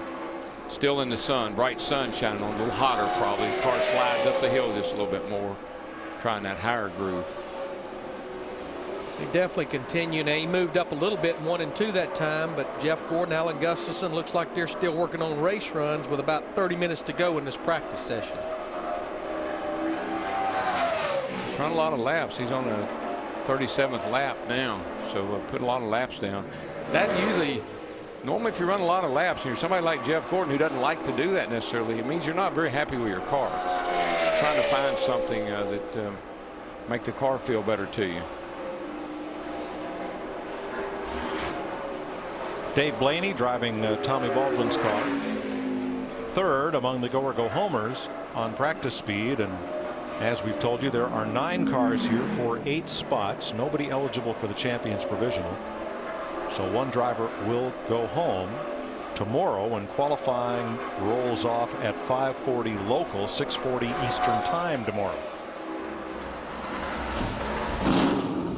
Carl Edwards about to go out for his 6th run of this long practice. Yeah, and still got open grill and scuffed tires, so this is just a practice race run, no qualifying run. Mark Martin on his 4th run of the day. Mark has only run 13 laps, and that's the fewest of any driver who is locked into the field. I think you'll see him make long runs now. Talked to his crew chief this morning, Lance McGrew, right opposite of what Jeff Gordon and his team's doing. Mark Martin elected to make a couple of qualifying runs to start the practice and do race runs throughout the remaining part of it. Jimmy Johnson, 9th fastest, headed back out. I was wrong. Jimmy's only run 6 laps. He has run the least in this practice. 3 runs of 2 laps each. You know, uncharacteristics of Jimmy Johnson and his race team, the 48 team, they only have 1 top 10 start so far in 2011. They started 6th at Bristol a couple of weeks ago.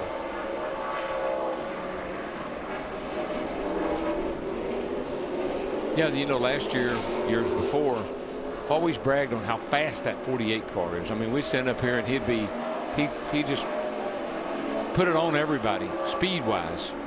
Haven't really seen that for like the last year. Probably since the middle of last year, it seemed like they lost some speed and haven't really ever gained it back. Yeah, the schedule's a little different now that you have to deal with because several places we go, like Martinsville last week, this week, all of the practices before qualifying. But normally that first practice leading into qualifying, you could pretty much bank on them going out there and setting the mark for everybody to shoot at right off the bat. Oh, yeah. I mean, he's one of those guys, first lap on the racetrack would be the quickest lap of the day. And just haven't seen that for quite a while now. Ryan Vickers. This is likely to be the faster of the two practice sessions because the second practice happens at 2 o'clock local time tomorrow afternoon. So it's a little cooler now than it should be tomorrow. So we anticipate these will be the quick times, which means fellows like Matt Kenseth and Kevin Harvick, Bobby Labonte, Jeff Gordon, Kurt Busch, and Jeff Burton are on the gotta get going list. Or when we go to qualify, they are going to be qualifying tomorrow afternoon when it is still quite warm and sunny out. And I would think here, given the timing of this schedule, getting to qualify late is going to be a pretty big advantage. Absolutely, no question. You want to go just as late as possible. Now that's a mock. It's not a full-blown qualifying run on the 48 because he didn't have stickers on. At least I don't think he did. I thought I noticed that there were no stickers, but the grill is taped up. You can see he's coasting back in. So they're still working on that car. He ran 2 laps. And that was it. And based on only 8 laps, it looks like they've almost elected to stay focused on qualifying in this practice.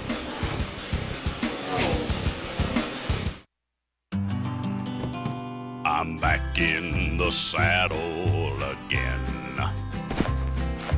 Out where a friend is a friend. Where the longhorn cattle feed on the lonely gypsum weed. Back in the saddle again. See how affordable an RV vacation can be. Visit GoRVing.com and watch a free video. Go affordably, go RVing. It's time to take matters into your own hands. AutoZone's got the advice and expertise you need to take on any job, because do it yourself doesn't mean you have to do it alone. Get in the zone. AutoZone. We'll do one last job, and then we disappear forever. First, we're gonna need a chameleon, someone who can blend in. What else? Utilities and weapons, guys who ain't afraid to throw down. Most importantly, we're gonna need 2 precision drivers. You know we got that. You're going down, Toretto. Not today. Fast and Furious 5, rated PG-13, in theaters and IMAX, April 29th. Whatever you want, whatever you need, the low price is guaranteed. You can have it now, you don't have to wait. You can buy a lease to own the Aaron's way. Nobody beats Aaron's, nobody, nobody, nobody beats Aaron's, nobody. Everyone on my team always wants something different for dinner, and I am not a short order cook. That's why we're headed to CC's Pizza for their $4.99 endless buffet. The variety is unbelievable. I know I can finally relax when I hear. Hi, welcome to CC's. Get your cooler to wherever it's going with your motorized cooler. Seen a motorized cooler before. I'm not sure I've ever seen one pulling another cooler behind it. It's a backup cooler. Everybody has a backup cooler. You don't come to the racetrack if you're not prepared, Larry, if you don't have a backup cooler. Got to have a backup for the backup, right? Well, come on, Larry. One for the beer, one for the barbecue. You know. Kristen. A lot of these guys switching over to qualifying trim, as you said, and that includes Jamie McMurray. So what are you guys looking for in your race car right now? Looks like you had the speed early. Montoya's jumped up at the top of the chart. Yeah, I think the 42 did a qualifying run, and we're going to try that tonight. We qualify so late tomorrow that it's critical to get a good lap in now so you can go later tomorrow night. But we did a lot of race trim stuff, and we've actually tried like completely different setup than we've ever run before, and we're just trying. A good thing? Well, it had speed initially, so we were happy with that. Yeah, I was pretty happy with that. I think we're going to try to race it and see how it works. It's so hard to practice in the daytime and then race at night. So there's a little bit of some unknowns there, and then we're going to practice tomorrow afternoon. But pretty happy at the Bass Pro Shop Chevy. And a lot of people think as a Joplin, Missouri native, Kansas City might be your home track, but you reminded folks that you're only, what, 5 hours away from here growing up? Yeah, and I actually lived here for a little bit. I drove for Mike Ferris, and lived about 20 minutes from here in a hotel for 3 or 4 months. So it's actually really good times. So I really enjoy coming to Texas. It's a really pretty track. It's a good facility, and the people are really nice here. So I'm a Texas fan. Thanks, Jamie. And he'll be at the Bass Pro Shops tonight, has an appearance there. Here, right here in Grapevine.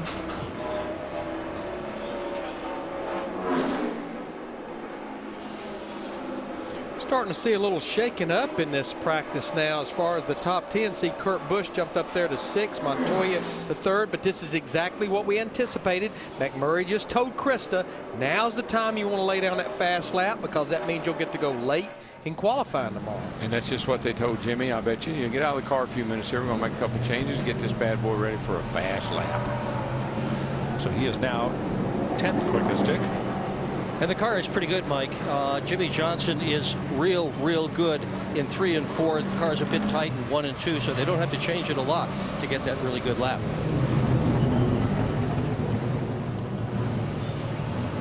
And right now he is 10th quickest and only run 8 laps, which is by far the fewest of most of our top guys right now.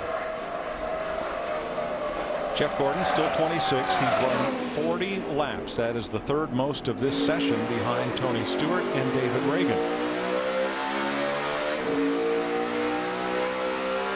And you're looking off the back bumper of Kevin Harvick and the Budweiser Chevy.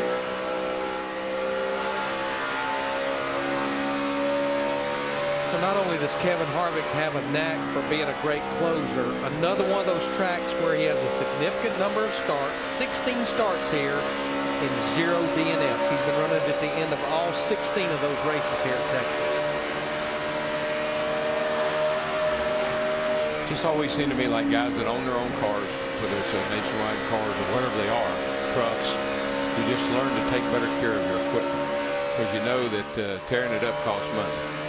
Just always worked that way, even back in the day. Boy, Darryl, you're not out of the gas much here, are you? Just give it a chance to take a breath. That's a burp. He just burped it. This is definitely what has these engine guys a little nervous for Saturday night. And Kevin Harvick has now jumped up to 4th quickest with that lap that you just rode with there at a 29.50. A lot of RPM, a lot of hanging RPM for 500 miles. Yeah, that's the thing. I look at these practice laps here. You know, we were talking about like Jeff Gordon's got 43 practice laps over here. That's a lot of miles to put on a race engine when you got to run at 500 miles Saturday night. And you still got practice and qualifying to go.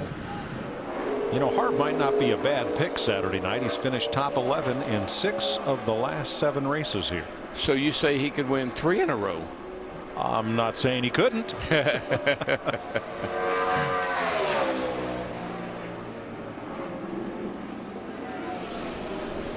Kyle Busch is 6th on the board. His sponsor, Interstate Batteries, headquartered right here in Texas. They'll have a big crowd out Saturday night. Norm Miller, a good friend of a lot of us, and actually we're having an event over in Nashville on Tuesday night, I think it is, for I Am Second. Norm was a big supporter of that program and had a lot to do with it, and Michael W. Smith's having a little reception over at his house on Tuesday night. Yeah, this is the 20th year that Interstate Batteries has been with Joe Gibbs Racing. In fact, when Joe Gibbs, the coach, met with Norm Miller about the sponsorship, he didn't have a driver, he didn't have a team, but he wanted to get that sponsorship put in place. Norm Miller had enough faith in Coach Gibbs. They made the package together, and they've been together for 20 years. I'd probably say, Larry, of all the guys I know, and I know a lot of guys coming along, if Coach come to me and said, I want you to do something with me, you'd want to do it. I'd be right in there with you. Right. Yeah, I think Norm Miller knew that it was going to be a successful operation.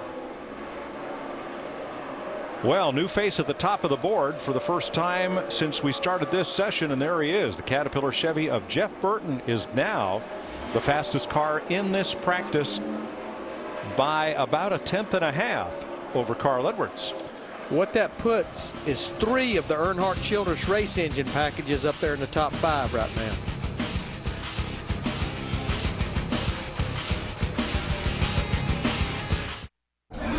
Tonight on NASCAR Race Hub, RCR teammates Jeff Burton and Clint Boyer join us from the Texas Motor Speedway. Danielle Trotta sits down for a candid interview with Dale Jr.'s sister, Callie Earnhardt. It's a don't miss tonight at 7 Eastern.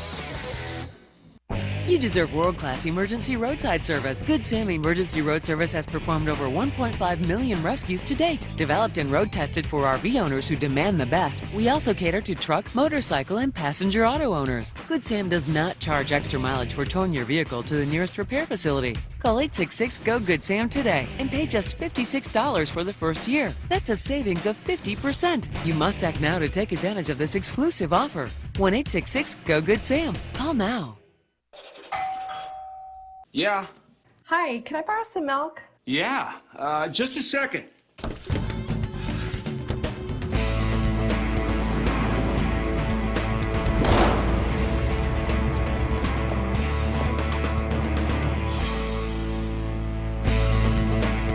Just for Men. In 5 easy minutes, targets only the gray.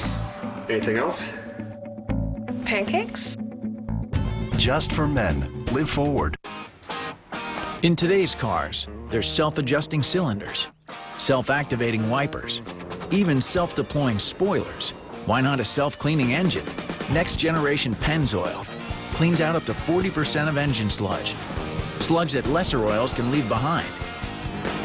Feel the clean and turn your engine into a self-cleaning engine.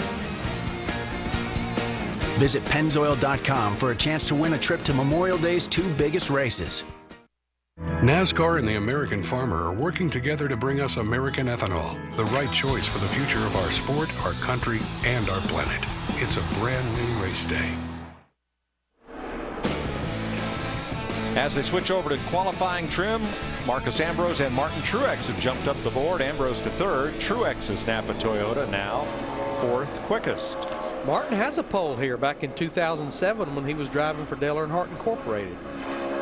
So it's Burton the fastest, Edwards 2nd, Ambrose, Truex, Martin are the top 5. I don't believe Edwards or even Mark Martin yet have been in full-blown qualifying trim. I think they still got a little something laid up. Yeah, Mark started there. He started the practice there, and then they flipped over to race trim. Interesting paint job for Regan Smith. If there's a Crayola left in the box they didn't use on this one, I can't imagine what it would be. Krista? Marcus Ambrose went out to do a qualifying run, and he came back in and told his crew, right now it's just a little loose, especially in 3 and 4. I'm chasing it.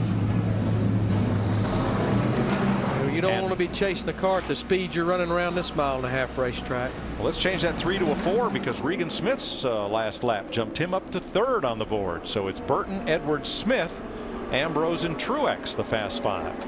Looks like my man, 5-time Jimmy Johnson and Chad Canals, they've decided to add a little more tape to the nose of that car. Of course, that really helps the straightaway speed, reduces the drag, and really helps the front downforce through the corners. Still got a little bit open up there, though, so they're saving a little bit.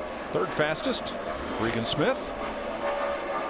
Neat article today in USA Today about some of the new cars having not tape on the grille, but shutters behind the grille. Saw that. The Ford Focus, the new Ford Focus, is one of those that at a certain speed, the shutters will close to improve aerodynamics and improve fuel mileage. The eco version of the Chevy Cruze is another. Wonder where they got that idea from. Wow. I mean, that's what we do here. You know, you take the grill up to go fast or to get maximum speed. If you could race it that way, you'd get better fuel mileage too. Well, right. You know, Darrell, back in the day, big trucks, they have a system like that. And it was temperature control. Right. We actually tried it with Davey Allison at Daytona back in the early 90s, and it worked, but we got cold feet. We just decided, you know what, this is a science project to get up going the wrong way if we're not careful. Yeah, I probably would have gone the wrong way, all right, when you were in the big red truck explaining we were just trying something. Jimmy Johnson up to second. Jimmy Johnson now drops to third. Juan Montoya up to second, and Jamie Mack up to sixth. But now that Johnson, see, that's an interesting move, because he was like, what was he, 6th or 7th, and all they did on that run, looked to me like, was add that a little bitty piece of tape. Still got a little bit more to give, too.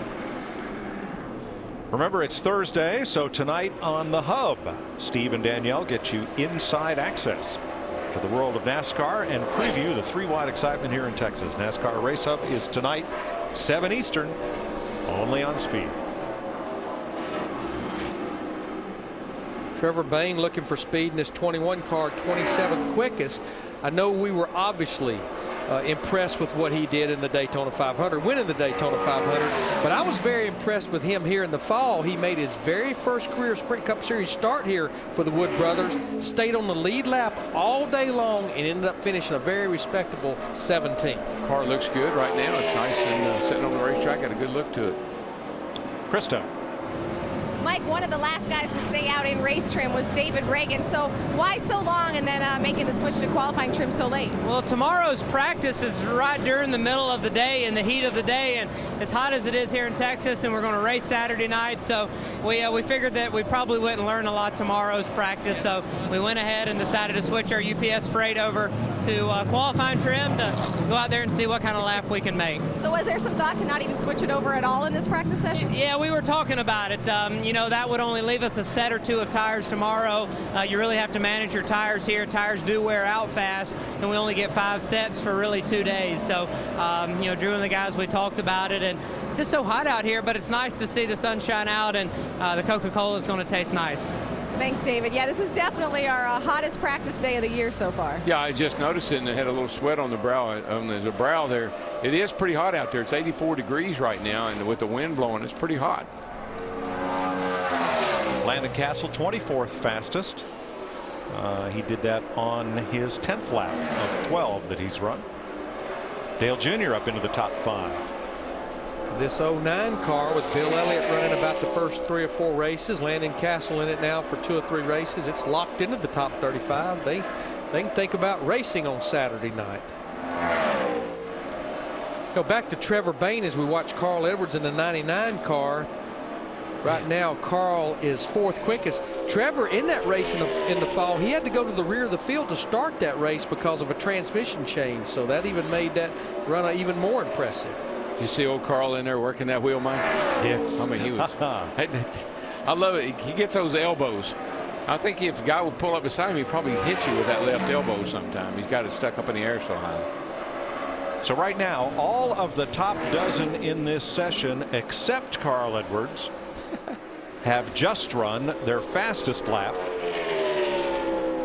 in the last couple of laps they put on the racetrack. Carl is not quite up to that speed in this run. He's logged 31 laps today. Jeff Gordon continues to log laps. That's his 52nd lap that he's run in this practice session. I just think Big Daddy has not found the feel that he'd like to feel in this race car here at Texas Motor Speedway just yet.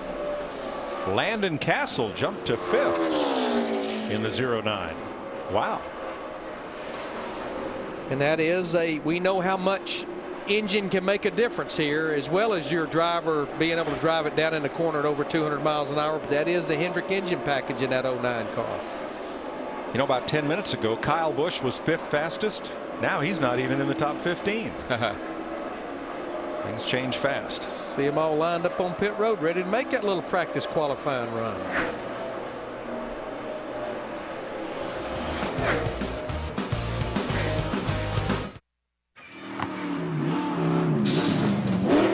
Hey kid, this car is sick. Get in.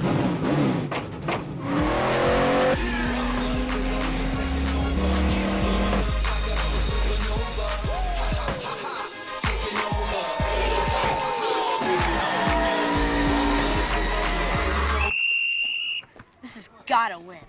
What would you do with your favorite driver? Enter your design at toyotaracing.com. And for you, the chef has prepared something really special. I think you're really gonna like this. There you go. Oh, Have you tried Pro Glide? you gotta be kidding me. Have you tried Pro Glide? No. No, I haven't. What are you, crazy? Hey, turn shaving into gliding. You gotta try it. Jenny, is that tiramisu? It's your turn to take the Pro Glide Challenge. Go to youtube.com/ProGlide. So what are you waiting for?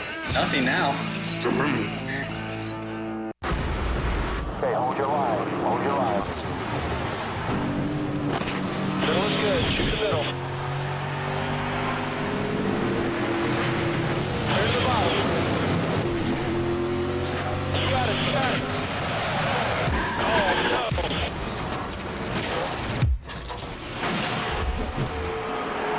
NASCAR The Game 2011.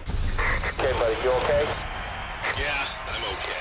Rated E for everyone. Once Dave and his friends experienced the bone-rattling intensity of NASCAR, they knew it was time to reconfigure his surround sound. All right, guys, here it comes. 15,000 watts later, they realized that if everything was more like NASCAR, everything would be more awesome.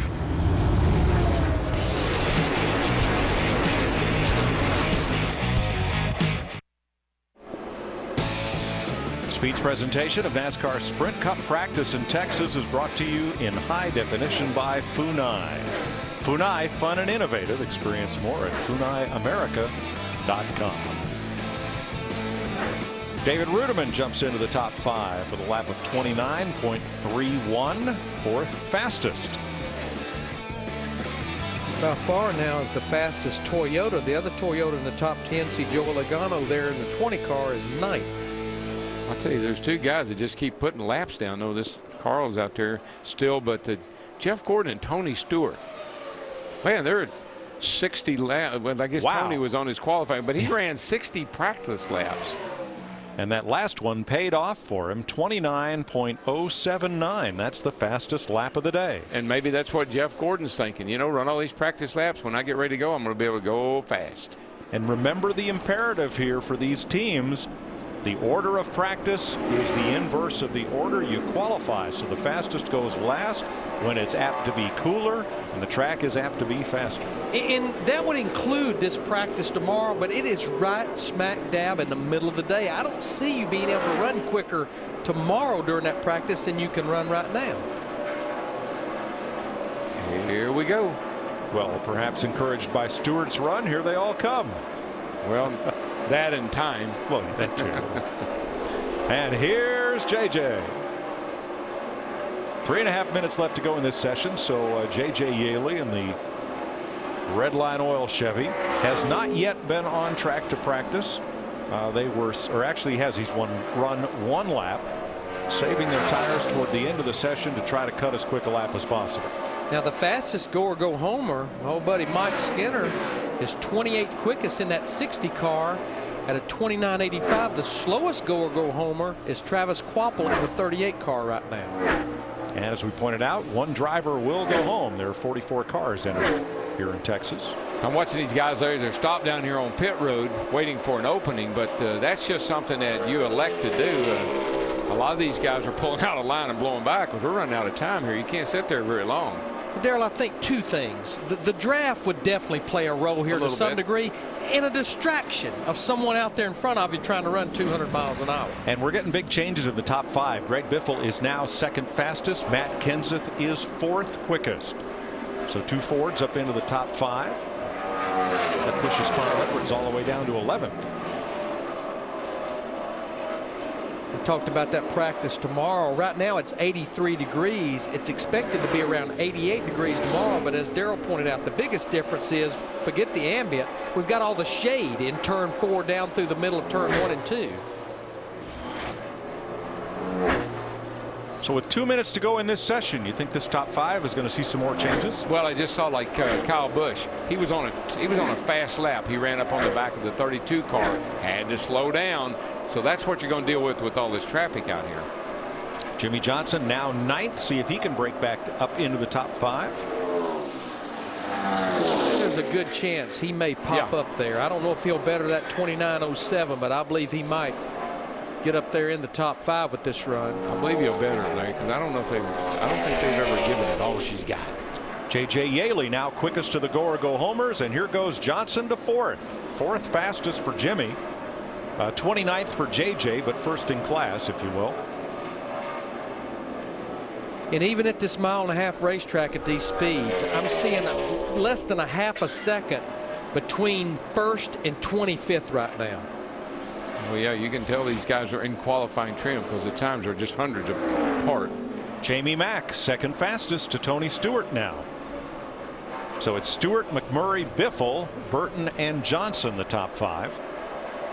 This will be interesting to watch. Kurt Busch in that 22 car, he jumped up there a while ago. David Reagan to the top.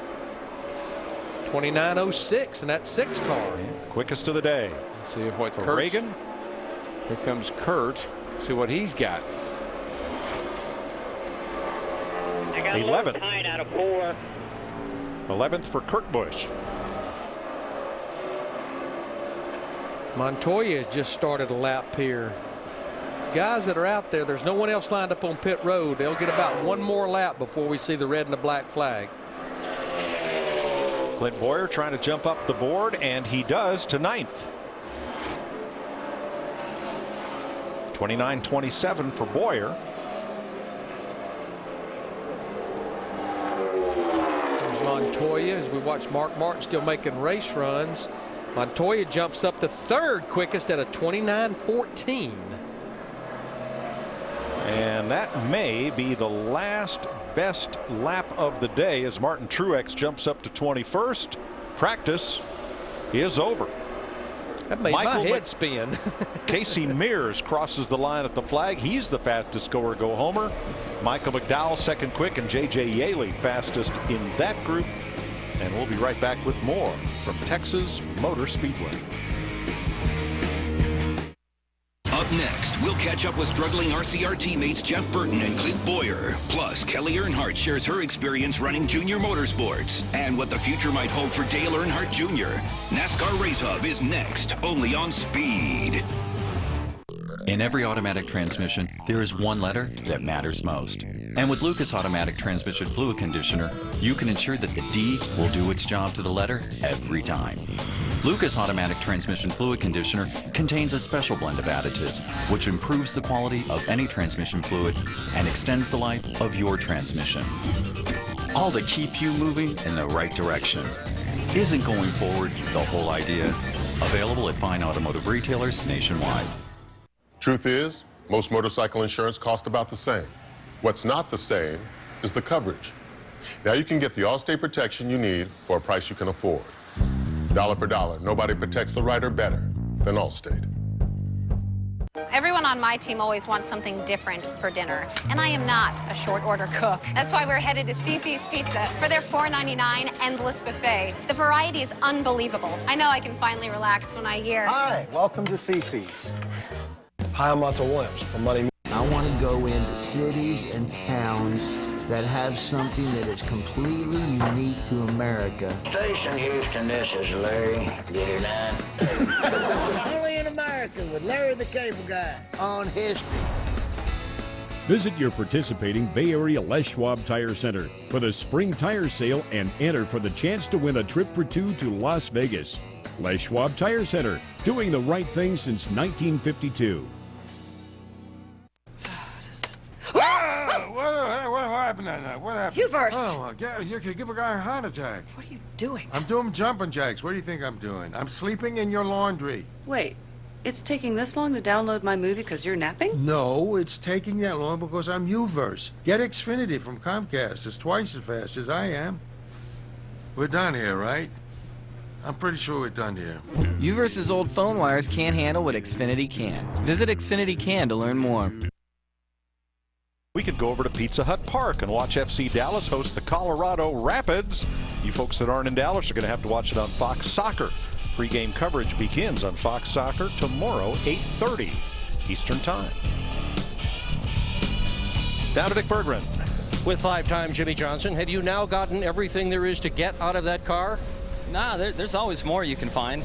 We've done a good job with the car today, but I think there's some more speed out there, and we chose to work through some qualifying stuff today, and tomorrow we'll get into race trim and take it from there. So it's been a good start of the weekend so far, kind of a different schedule for us, and we'll do our best to be right come race time. Some of the challenges for here, a different tire than we have run here in Texas. We've got a hot day. You're going to race in the night. We've got shade in some of the turns and sun in some of the rest of the turns. How do you handle a day like this to get the most out of it? Welcome to NASCAR. That's just the way it is. I mean, this sport is so challenging. From week to week, changing the types of tracks we go to. Goodyear's always trying to make a better tire. Weather always changes a lot. It's usually pretty windy here, which it hasn't been too bad today, and that can be a big problem to deal with. But you've got to be good on all fronts to succeed at this level, and just glad to be a part of it. And we're having fun, and we're doing a good job today. Good for you. Thanks. Appreciate your time. Chris Devoto. Dick, someone else who was quick in this practice was Jeff Burton. Jeff, you were actually very fast in both of these Texas races last year, too. When you come here, do you have a lot of confidence? Well, we ran really well in the spring race. We didn't run so well in the fall race. We were running back there at 18th, 19th. But the spring race, I thought we had a great chance to win. But this track's been really, really good to us and really, really bad. It's a really difficult racetrack. It's why we hadn't seen a lot of multiple-time winners. It's just very difficult. You are one of those multiple-time winners, though. So how do you get it done? Well, I think the key is 1 and 2 are so different than 3 and 4. 1 and 2 is a really different radius than 3 and 4, but you got to be good in both corners. You can't just say, okay, we're going to be good in 1 and 2 and give up 3 and 4. You got to be able to go good in both corners. That's really difficult to get it done here, but the cars that run the best, that's what they can do. They can make lap time on both ends of the racetrack. Thanks, Jeff. Mike? Thanks, Krista. 2 different racetracks, Darrell. Yeah, and he's exactly right. Turn 1 and 2, I mean, you got a sharp entry into 1, got a little bump getting down there where the tunnel is. 3 and 4, you can sail in there, but and you got a lot of push coming off the corner here. It gets real close to the wall out of 4. So two totally different ends of the racetrack. Operate totally different. An interesting track, and one where qualifying is so important. 70% of the races here have been won from a top 10 starting spot. Tony Stewart addresses the media after being second fastest in this session. We'll be back with more from Texas after this.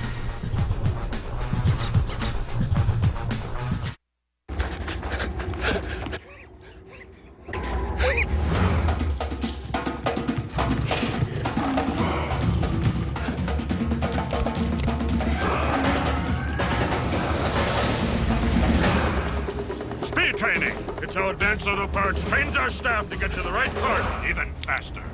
Not bad. The parts you need, even faster. Advanced Auto Parts. Service is our best part. Next! From groundbreaking motocross technology to a leader in ATV innovation to #1 in MotoGP and #1 in sport ATVs, Yamaha is the first name in motorsports. Be the first to get into your Yamaha dealer for a great deal. Then get out and ride. Experiments fail. Technologies fail. Failure is part of life. Fram filters are tested beyond any conditions you'll ever encounter to help make sure failure is not part of your engine's life. Fram, don't fail your engine. This spring, get more mileage out of your travel plans with $50 in free gas. Stay 2 separate times at Comfort Inn or any of these choice hotels, and you can earn a free $50 gas card. Book now only at choicehotels.com. This is more than a ticket. It's a wallet-sized definition of who you are and where you belong, providing both a place to sit and countless chances to stand up for what you believe in. It's a rite of passage, a declaration of independence, and an invitation to discover 43 new heroes and 100,000 new friends. This is more than a ticket, because it says as much about you as any piece of paper can. Reserve yours today at NASCAR.com/tickets. This copyrighted telecast may not be reproduced, retransmitted, or used in any form without the authorized written consent of NASCAR Broadcasting. NASCAR would like to thank all of our loyal fans for your continued support, and we hope you enjoyed today's broadcast.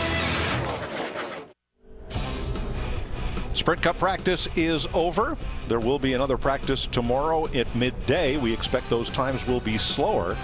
So I believe for the second week in a row, David Reagan has won pre-qualifying practice. Yeah, he and Drew Blickensdorfer here is crew chief. I know they're really jacked up about coming down here. They got a brand new car. Felt like David really got around here good, so that's not a big surprise. Every one of those guys there would love on Saturday night to make it 6 winners in 7 races in 2011. All I'm looking for their first win this year. Logano there, that's the fastest Toyota. You know, nice run for Landon Castle. Young fellow doesn't get a lot of attention, and he puts Finch's car up in the top 20 there. Denny Hamlin, the 11 car, came close last week at Martinsville and swept the races here in 2010. And some fellows who are pretty deep in the order, including Kyle Busch and Kevin Harvick. See Mark Martin there in 26. Darrell and I were talking about him. He and his crew chief Lance McGrew decided to make their practice qualifying runs at the start of practice and then go in the race trim. Yeah, that's opposite of what everybody else decided to do. And Jeff Gordon ran 59 laps in this session, but is deep in the order, 35th. Never saw him make a practice mock qualifying run during that roughly 2 hours. No, but he and Tony Stewart and even David Reagan ran 50 laps in practice. That's a lot of practice laps when you got a 500-miler looking at you.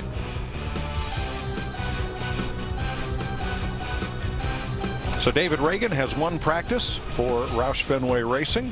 What's with the flashing gauges? The engine's not running, so oil pressure and fuel pressure are below what they'd like to see. Ah. Must be time to shut everything off and go home. And that's what we're going to do. I was going to ask you if you ever saw that piece of tape they put on the tack there, you know, for your pit road speed. We don't have enough time to explain it. But tune in tomorrow when we'll have coverage of Sprint Cup qualifying. Now we're going to go direct to Charlotte. Steve Burns and NASCAR Race Hub.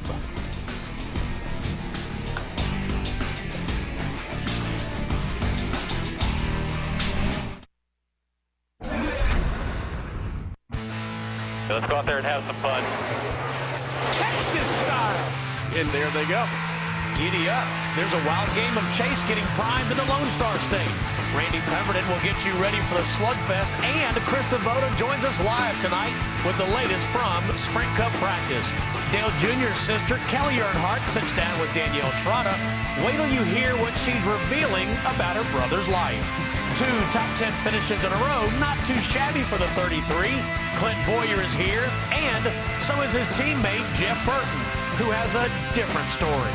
The mayor tells us his recipe for success, and then there's Jimmy. Everything's bigger in the hub.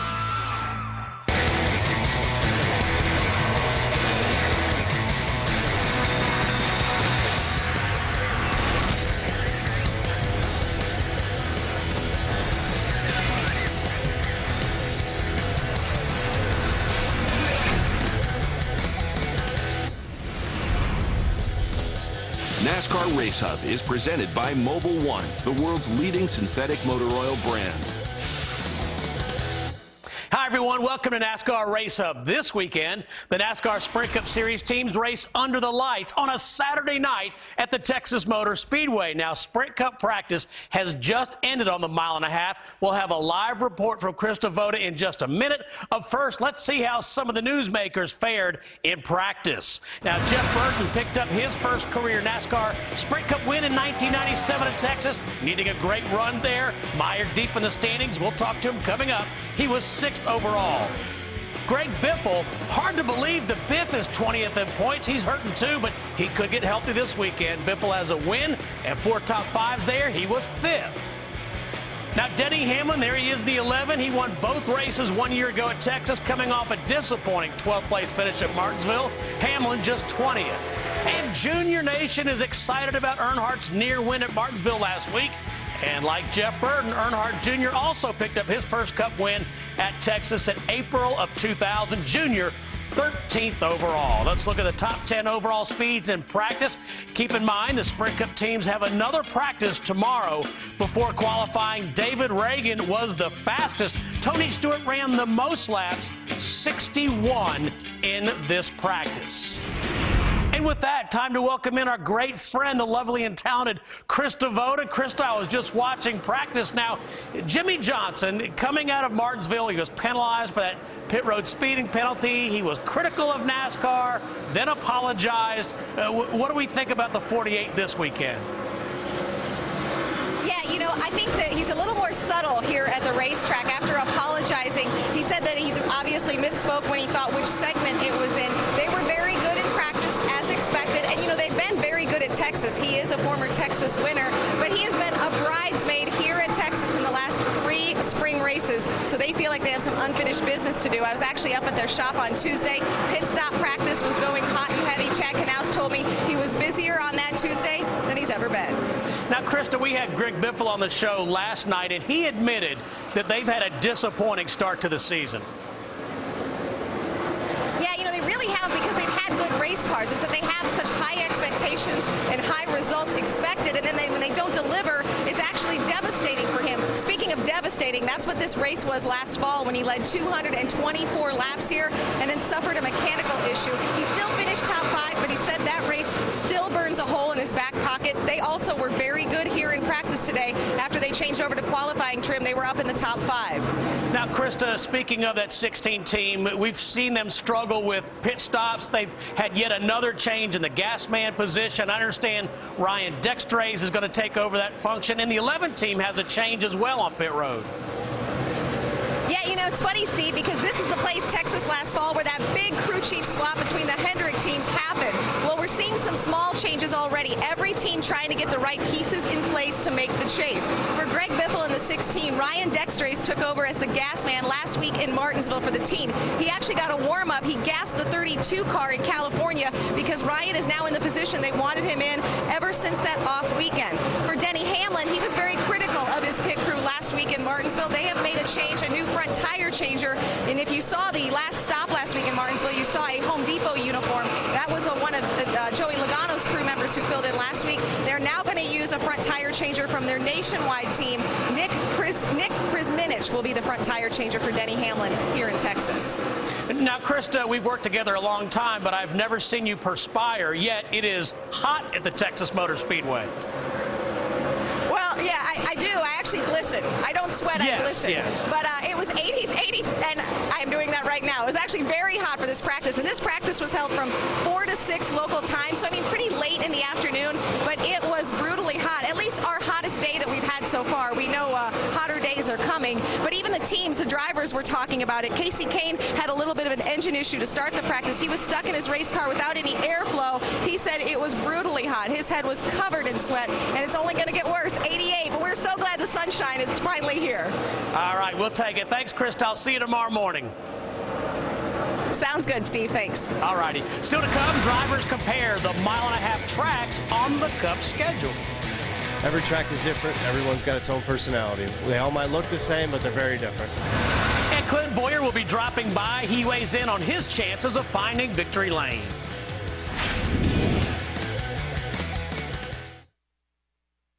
Springtime belongs to the doers, those of us who know grass doesn't turn green just because the calendar says to, and that a big difference can grow from a small budget.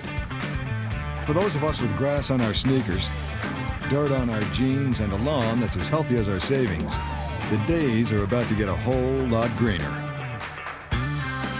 More saving, more doing. That's the power of the Home Depot. We're lowering the cost of reclaiming your yard with Spectracide Weed Stop. Buy one, get one free.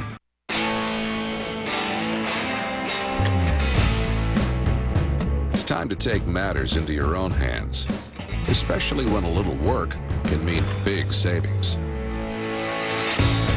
AutoZone's got the advice and expertise you need to take on any job and get it done right.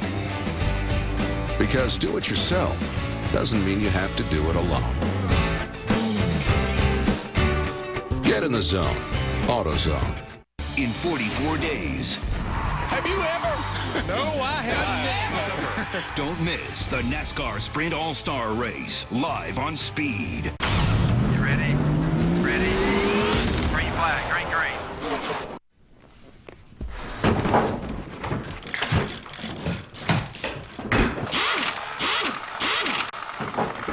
I rely on my pit crew for a lot of things, both on and off the track. But when it comes to my cars, I take care of them myself because I know I'm going to do it right. Armor All. Care for your car. And try new Armor All Ultra Shine Butter Smooth Wax. No hazing, so it protects in half the time.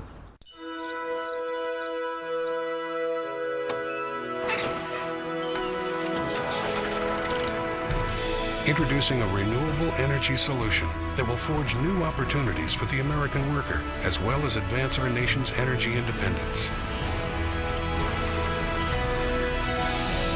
American ethanol. From America's cornfields to America's racetracks, it's a brand new race day.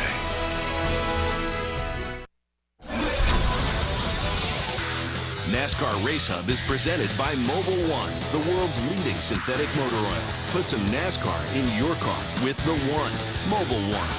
And brought to you in part by Bass Pro Shops. Your adventure starts here. Well, you've heard it before, you'll hear it again. Texas Motor Speedway put the speed in Speedway, the track qualifying record, 196.235 miles per hour, set by Brian Vickers in 2006. 24 degrees of banking in the corners. Saturday night's race is a 500-miler or 334 laps. Well, for years, the mile-and-a-half tracks have been criticized as being cookie-cutter tracks. Atlanta, Charlotte, Kansas, Vegas, Chicagoland, and while they may be the same length, that's where the similarities end, especially in Texas.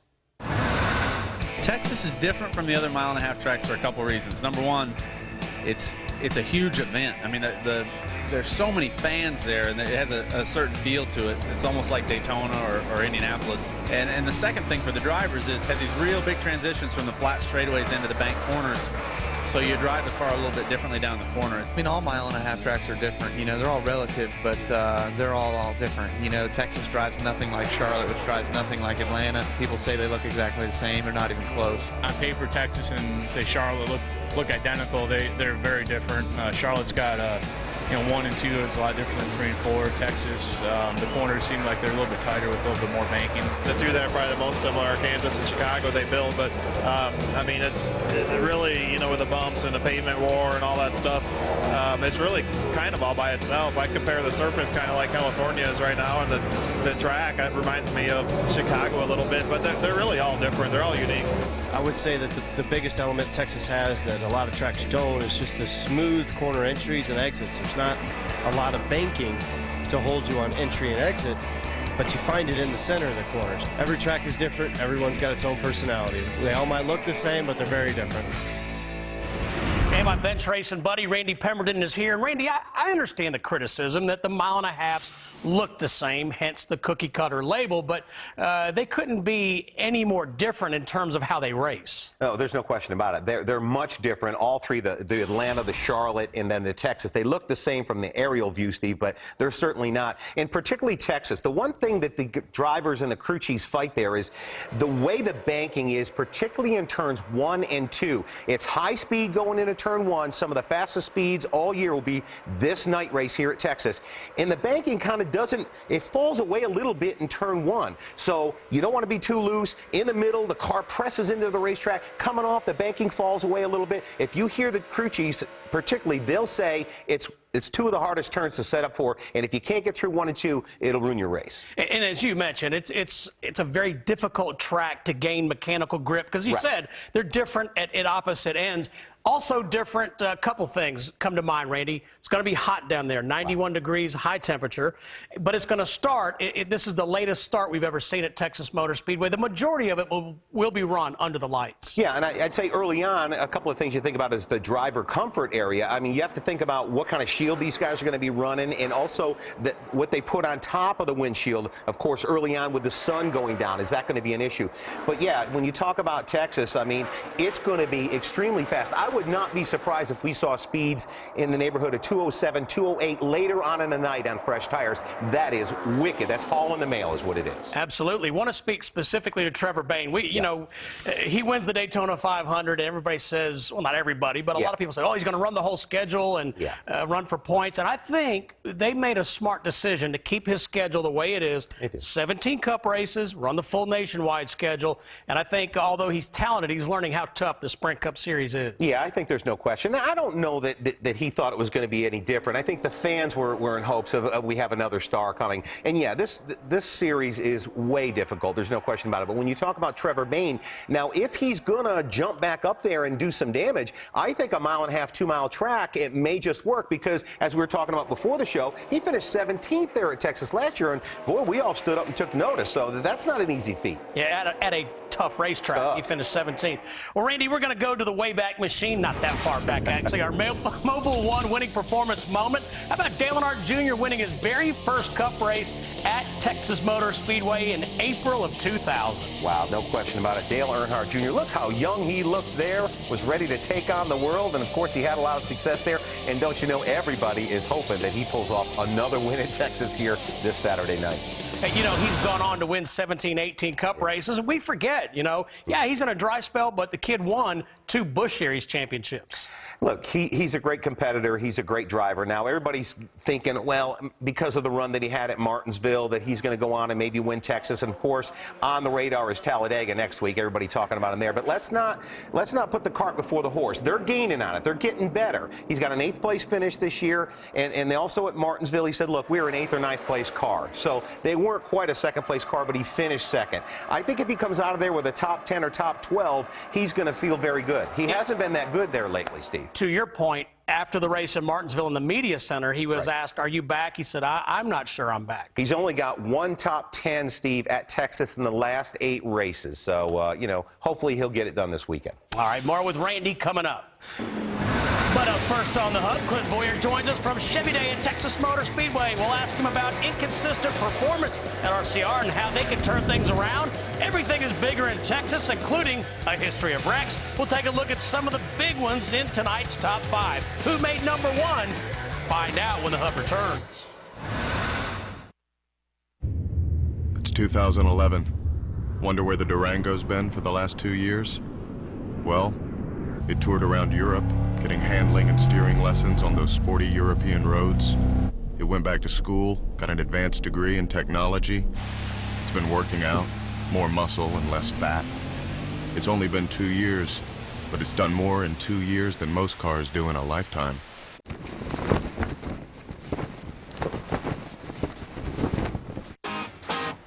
In today's cars, there's self-adjusting cylinders, self-activating wipers, even self-deploying spoilers.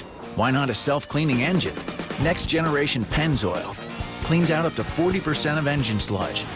Sludge that lesser oils can leave behind. Feel the clean and turn your engine into a self-cleaning engine.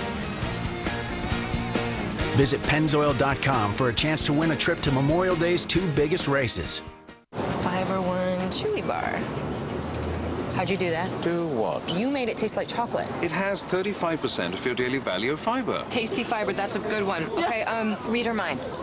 Fiber One Chewy Bars.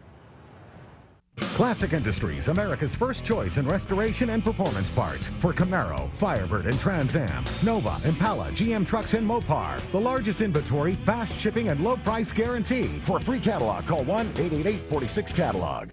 Is your computer running slow? I think someone at my friend's school has this thing called autism. My friend's brother's son has autism. My neighbor's son has autism. My son has autism. Autism is getting closer to home. Today, 1 in 110 children is diagnosed with autism. That's a 600% increase in the last 20 years. Learn the signs at autismspeaks.org. Get paid for all hours worked. Legally, there is no such thing as working off the clock. If you're required to be at work for any reason, your employer must pay you for being there. If your employer has required you to perform any off-the-clock work, you may be entitled to back pay and other legal damages. And you cannot be fired or retaliated against for filing a claim. To find out whether you're owed back pay, call Jacoby and Myers at 1-800-411-4LAW. That's 1-800-411-4LAW. American Farmer are working together to bring us American ethanol, the right choice for the future of our sport, our country, and our planet. It's a brand new race day. Welcome back to NASCAR Race Hub, presented by Mobil. Well, you never know when something special is going to happen in NASCAR, a fantastic finish, a spectacular move, or even a heartwarming win for a cherished veteran. There's no predicting these things, but this much is true. Every driver who wins a race gets his last win at some point. And in this week's Crunching the Numbers, Daniel Trotta starts by asking, What if? Thanks a lot, Steve. You can call Mark Martin a pessimist if you want to. I think he's more of a realist. That at age 52, he wonders each time he gets to victory lane if it's going to be the last time. Sooner or later, he's going to be right. And could it be Saturday night at Texas? Well, he almost always finishes in the top 10 there, and he got a win there, too. But it was over 13 years ago with another team, a team who is still just as dominant there now. The Texas conversation always starts with the Roush guys, and for good reason. Let's begin with Matt Kenseth. In his last 11 starts, he has 7 top 5 finishes among 9 top 10s. Greg Biffle has a streak of 5 straight top 10s, and 3 of those were top 5s. And while Carl Edwards has just 1 top 10 in his last 4, he won both Texas races in 08. Let's show David Reagan some love, too. He started and finished in the top 10 there last November. So crunch this number. Roush Fenway has 4 legit threats to win Saturday. It's hard to zero in on what the points leader can do in Fort Worth. Kyle Busch has led the most laps there twice. That's good. But he's never won there, which is bad. He's got top 10 finishes in 5 of his last 9. And that's pretty much an even split of good and bad. So the bottom line is that Kyle doesn't look like a threat to win, but you probably shouldn't rule out someone named Busch in Texas. What about 5-time? Well, Texas is not among Jimmy Johnson's best tracks, but that only means the mere good days are more common than the great ones. He has a win there, and he's finished second 4 times. All told, 11 top 10 finishes and 15 career starts. But we know JJ can win anywhere, anytime. All right, bottom of the 9th in this stat story. Let's bring in the closers. That's right, I went plural there. Closers with an S. Kevin Harvick is the closer, that we know. And we can't say that he doesn't have a shot again this week because he does have top 10 finishes in 4 of the last 5. But Harvick's never won at Texas, and what's worse, he's led just 1 total lap in his last 9 starts. Bases loaded now. Who's left in the pen? Denny Hamlin is. He's won the last 2 at Texas. And how'd he do it? He closed. Last fall, he led 31 laps, 2 of them early, and the final 29. The spring race almost went the same way, except he led just 12 laps. And of course, they were the final 12. Danielle, you mentioned Kevin Harvick. Let's look at his teammates at RCR, Clint Boyer and Jeff Burton. In fact, Burton will join us a little bit later. Has 2 wins in Lone Star State. Burton does. He won the inaugural race there in '97 and again in 2007. Boyer has 4 top 10 finishes in his last 6 starts. We caught up with Clint Boyer at the Texas Motor Speedway earlier today. It's time now to head to the Texas Motor Speedway where Clint Boyer is standing by. And Clint, first of all, it's Chevy Day at the track. What all is going on there? It's a lot of fun, a lot of interaction with the fans. Thank you to Chevrolet for giving us a chance to give these fans a ride around in the all-new Camaro convertible Super Sport. What an awesome car. A lot of fun to be able to drive them around there and show them kind of what we go through on a race weekend. That's a cool way to start off the race weekend, the festivities at Texas. Clint, I want to back up to Martinsville. How important was it for you to knock down that first top 10 of the year? Well, it was, it was a good, it was our, second top 10 of the year, but it was good momentum. We need a lot more of those. We got, such a horrible start to the season down there in Daytona. Backed it up with a bad run again in Phoenix, got wrecked again. But, get a couple top 10s going here, some momentum, some confidence back with our race team, headed into a good track for us at Texas. I'm looking forward to it, and hopefully continue in this momentum and march back up into the points where we need to be. Yeah, my bad. I don't want to cheat you out of a top 10. Let's talk about RCR as a whole. I mean, we know Harvick's red hot. Menard's been a pleasant surprise.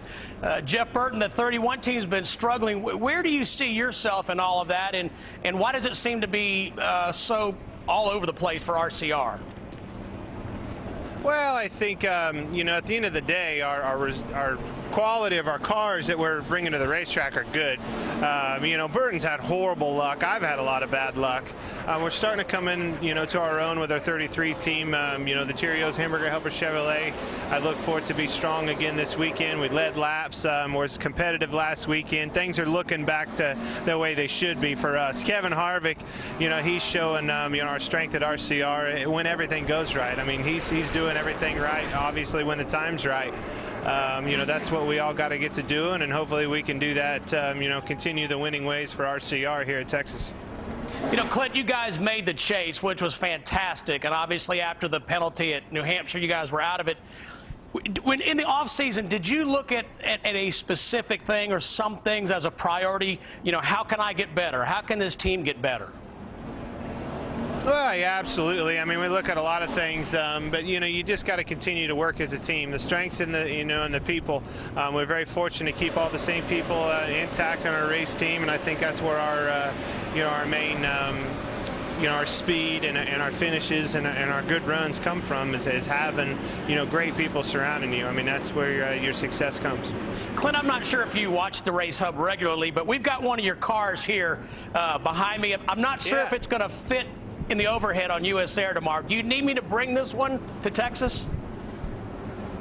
I don't need you to bring it unless you're going to start. Get in that thing. That was a good hot rod, and I'm sure you might be able to qualify. But if we get a decent driver, I'm sure they could definitely qualify and have a good run. A decent driver. Oh, that hurts, Clint Boyer. All right, man. We'll see you tomorrow. Have a great weekend there at Texas Motor Speedway. Thank you, pal. Take care of my car. We will. We will. It's a good hand. Randy Pemberton has the medicine to make you the smartest fan on race day. He'll get us ready for Texas. And Randy shares his favorite moment in TMS history. Then, this cat season could use a jump start. Is this the track where Jeff Burton can turn things around? He's a two-time winner there. We'll talk to him coming up. We just tested Quaker State motor oil that had driven thousands of miles in New York City taxis. And that used Quaker State still passed these critical tests for brand new oil, even when it's ready to be replaced. Quaker State, real, durable oil. TireRack.com is more than just an online tire resource. We're your one-stop online tire know-how, know-who, and know-what. Speaking of that, know what else? Our prices are practically unbeatable. And that's all you need to know. We're revolutionizing the way you buy tires. To learn which Pirelli tires fit your vehicle and needs, visit TireRack.com and learn about the entire P0 and Scorpion lines. Pirelli, feel the power. TireRack.com. Research, buy, deliver, install. This is a chicken tender, an all-new chicken tender from Burger King. Completely customizable, amazingly portable. It's this year's tastiest BK handheld. The all-new chicken tenders. Experience the 4-piece for just $1, only at Burger King. Wednesday on an all-new Car Warriors. Itchy has been stirring the pot all season. Will he finally push everyone too far? You're pissing me off right now. Wednesday on an all-new Car Warriors, followed by Car Science, only on Speed. Okay, hold your line. Hold your line. Middle is good. Shoot the middle. Turn the bottom. You got it. You got it. Oh, no.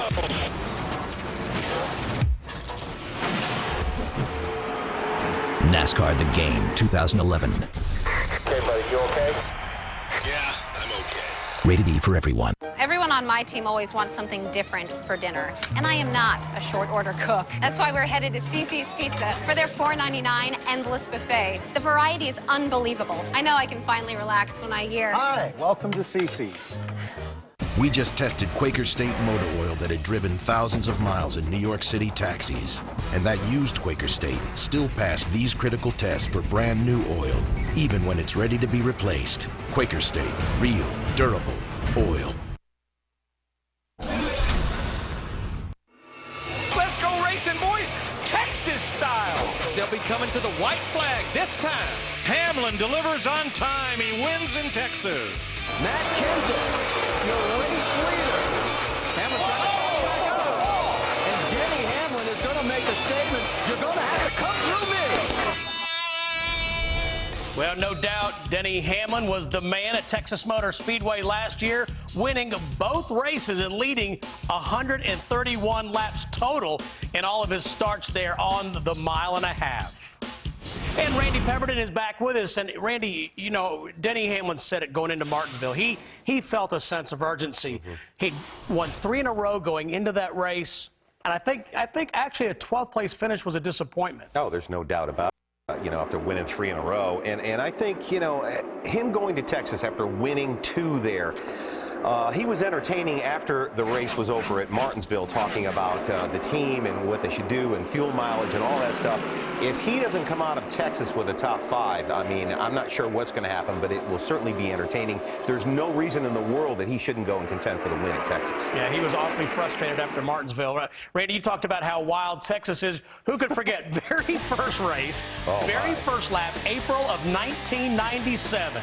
Look at this huge wreck. I mean, everybody involved, and you know that Bruton Smith, Eddie Gossage out there were just, they were just very disappointed to have that big wreck happen in that very first race. Of course, that wasn't the only one. Didn't even make it through turn 2. And, you know, of course, that place has been reconfigured. They've worked on it to make it racier. As you said, they carry a lot of speed. And because of that, we've seen some big wrecks. And tonight's Bass Pro Shops top 5, Randy and I are going to walk you through about 5 of them. Number 5. How about November of last year? I don't think anybody realizes to this day exactly what happened between Jeff Burton and Jeff Gordon. That was under caution. They get into it again, and there, a lot of people call this a pillow fight, but nonetheless, it was our good fight for last year. Number 4, Steve. A pillow fight, April 2007. Ricky Rudd sliding backwards, climbs on top of David Reagan.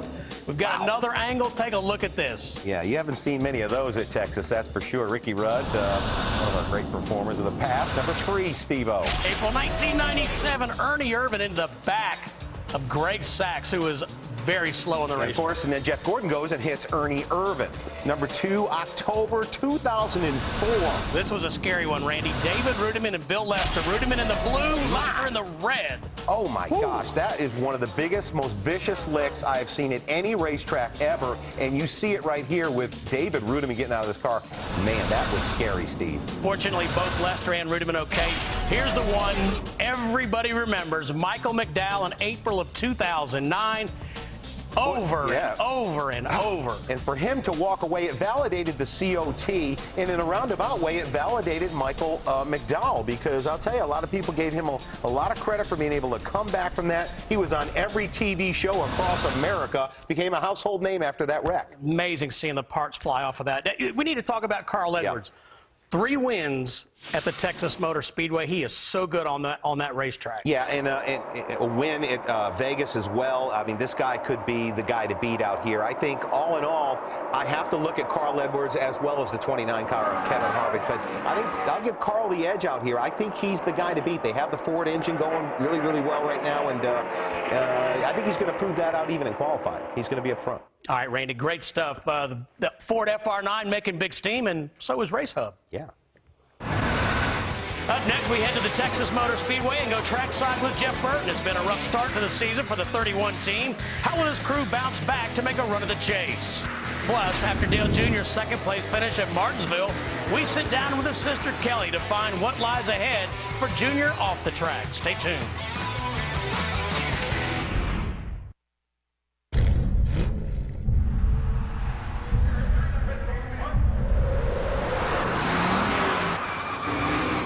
Goodyear, driven by those who use the world as their proving ground.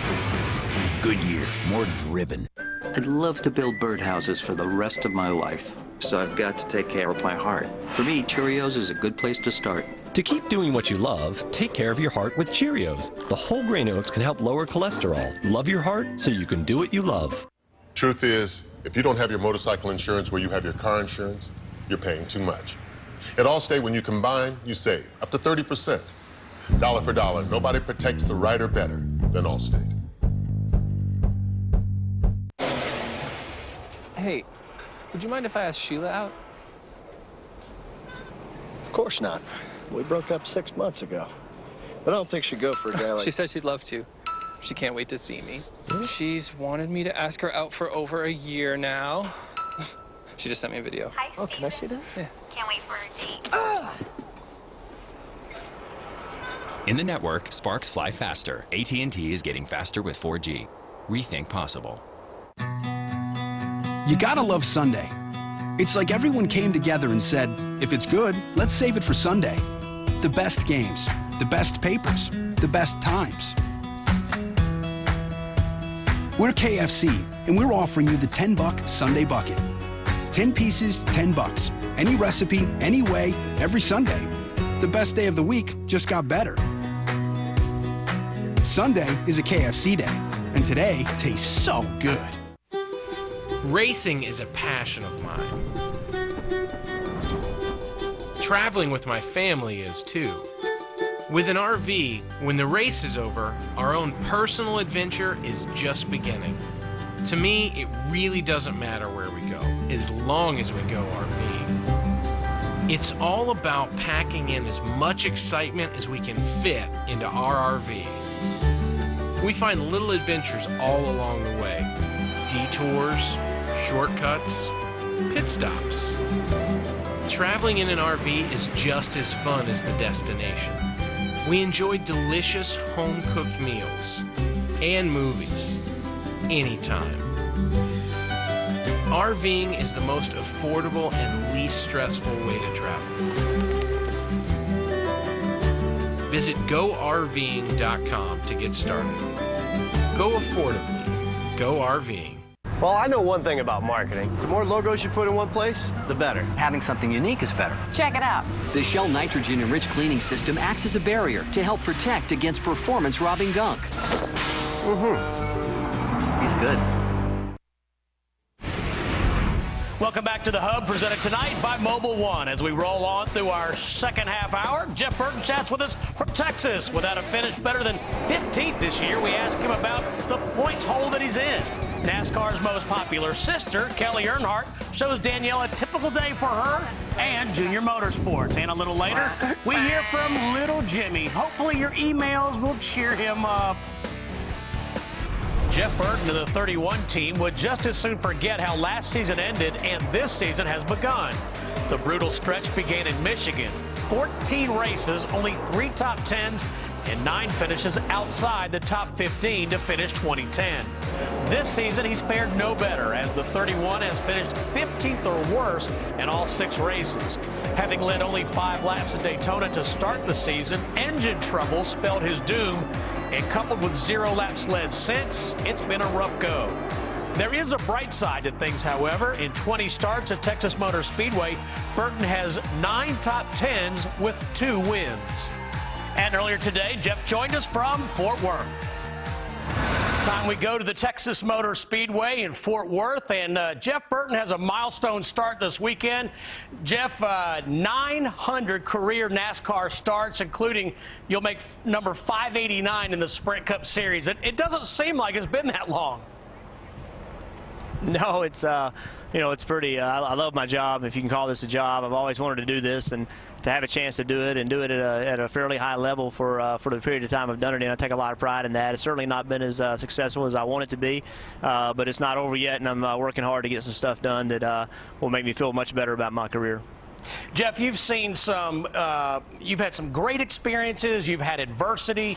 With all that experience, define your level of frustration right now. I mean, you guys are deep in the points. Well, we're really frustrated. There's no question about that. But, honestly, the only way to dig out of it is just keep working hard and really analyze what the situation is. I mean, honestly, you go back and look at the things that we've done this year. It's not very good because the results haven't been there. But when you really analyze what happened, it's been some really weird things. Now, it's up to us to control it and to make that stuff go away. But, I'm confident we can run well. The thing that's really been frustrating is that throughout my career, I feel like I've been a pretty good driver of getting what was out there. And this year we haven't, and then really the end of last year, we haven't done anything as far as finishing where we need to. So that's the frustrating thing. But again, it's, I've been through these things before, and I know the worst thing you can do is push the panic button. We just have to stay focused and stick to our game plan. When you start changing what you get into trouble. No doubt we need to do some things differently. There's no doubt about that. But we also need to be smart about how we do it.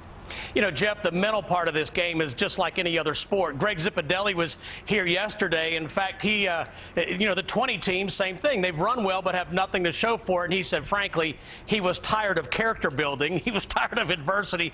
But he also said something that I hadn't thought about, and I want you to comment on, and that is he has guys on his team that he has picked that know how to deal with good times and bad. And I thought that was interesting.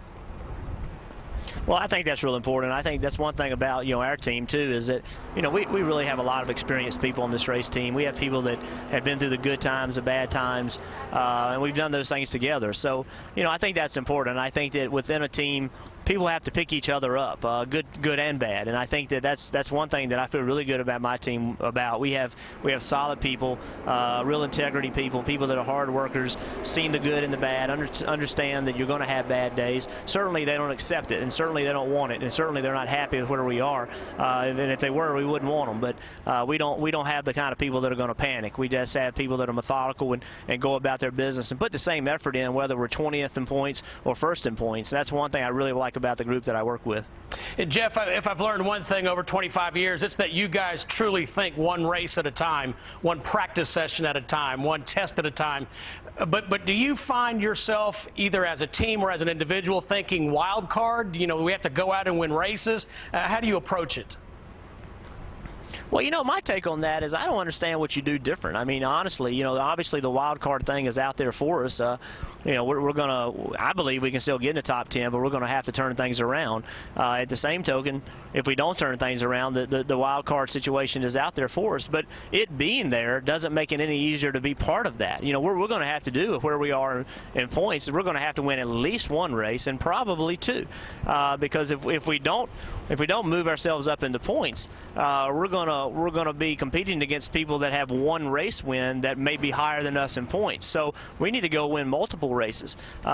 We didn't win any races last year, so obviously it's not easy to win races. So, the wild card's out there, but how you take advantage of that's a whole other question. It's very difficult. You just can't say, well, we want to win a race and get in. It's hard to win races. So, it gives us an opportunity, but we're not, what we're doing is we're focusing on just being a good race team. We're focusing on getting our stuff together, doing the right things on the racetrack, and if we do that, then that gives us the best opportunity to win races. Hey, Jeff, congratulations on your milestone start. You've contributed a lot to NASCAR with a lot of integrity. Congratulations. Well, thank you. It's an honor to be part of this sport, and I love what I do, and I intend to do it for a long time. All right, thanks very much, Jeff. We'll see you this weekend. Still to come on the hub. There he is, Jimmy Spencer. He's here to answer emails. I haven't seen him around the building today. What in the world is going on? Sounds like trouble. Up next, Danielle Trotta joins us for an inside look at Kelly Earnhardt's life and relationship with her brother, all from a unique setting.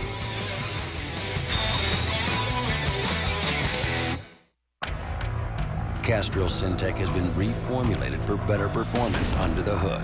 So we gave it a new name, Castrol Edge with Syntec Power Technology. New name, better formula. It's more than just oil. It's liquid engineering. Listen up. The men we're after are professional runners. We take them as a team, then we bring them back. Let's go hunting. When the FBI wants to find somebody, that's who they call. Stick to the plan. We're talking about $100 million. You say what? You're going down, Toretto. Big mistake. Sooner or later, we're going to end up behind bars. But not today. Rated PG-13 in theaters and IMAX April 29th.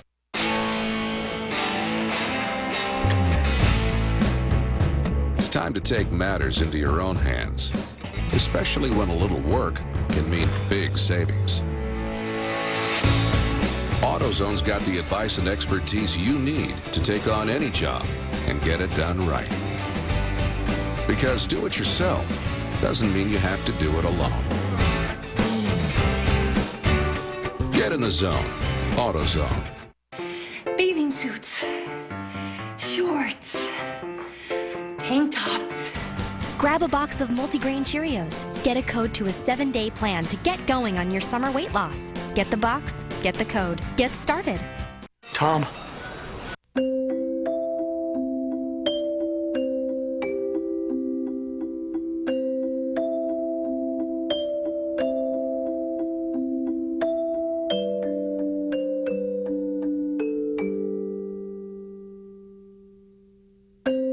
paint poisoning affects over 1 million children today. If your home was built before 1978, your kids could be at risk. Log on to leadfreekids.org or call 800-424-LED. So at our company, we pay about the same, even though I'm a great driver and he's not so much. Well, for a driver like you, I would recommend our new Snapshot discount. This little baby keeps track of your great driving habits so you can save money. Amazing. It's like an extra bonus savings.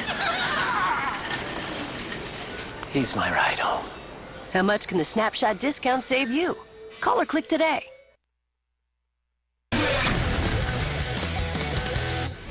Junior Nation is showing signs of life after struggling the last 2 seasons.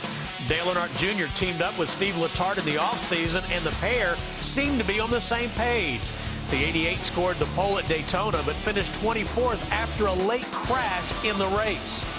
Junior finished in the top 12 over the next 4 races. At Martinsville, the 88 led late in the race, but Kevin Harvick passed Junior with 4 laps to go to take the win. Junior finished second, and his winless streak now sits at 99 races. Great to have Danielle Trotta here. And, you know, Danielle, Junior's not the only Earnhardt that's been hard at work this season. Of course, his sister Kelly is co-owner and general manager at Junior Motorsports.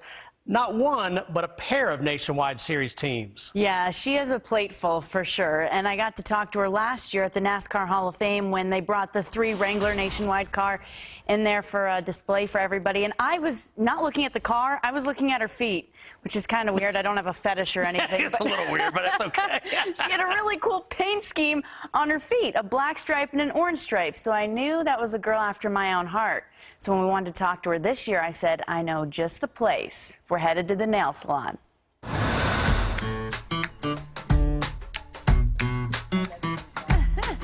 I've never had the whole orange and black paint scheme, but I like it. I've never done an interview over a pedicure, but hey, we'll do them every week if you'd like.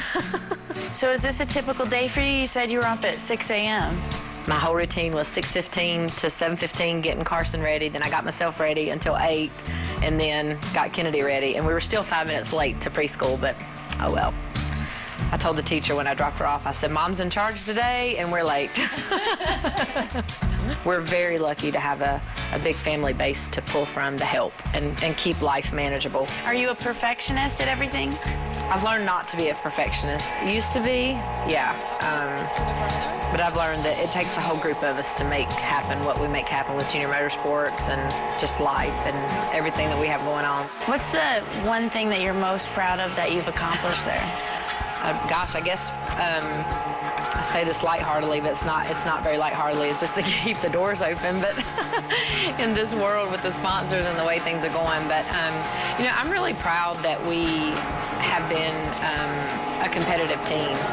What's the goal for the 2011 season? We're a championship caliber contending team, and I think that you know, that's what we're after. I don't know that we're really ready to go cup racing. I mean, it's something each year we look at, and it just is a huge step. I'd rather be successful in, you know, what we have going on and make sure we have a solid footing, you know, for the employees that we have there. I don't want to bite off more than we can chew, you know.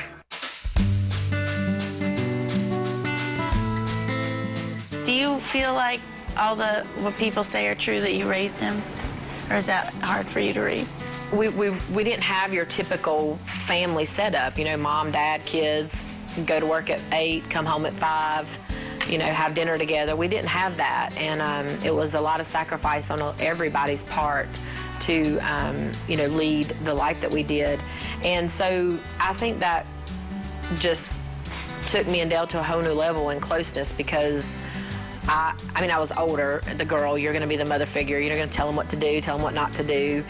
And the more he didn't do, the more I did. You know, I cleaned up after him. I put the cereal bowl away. I gave him my lunch money.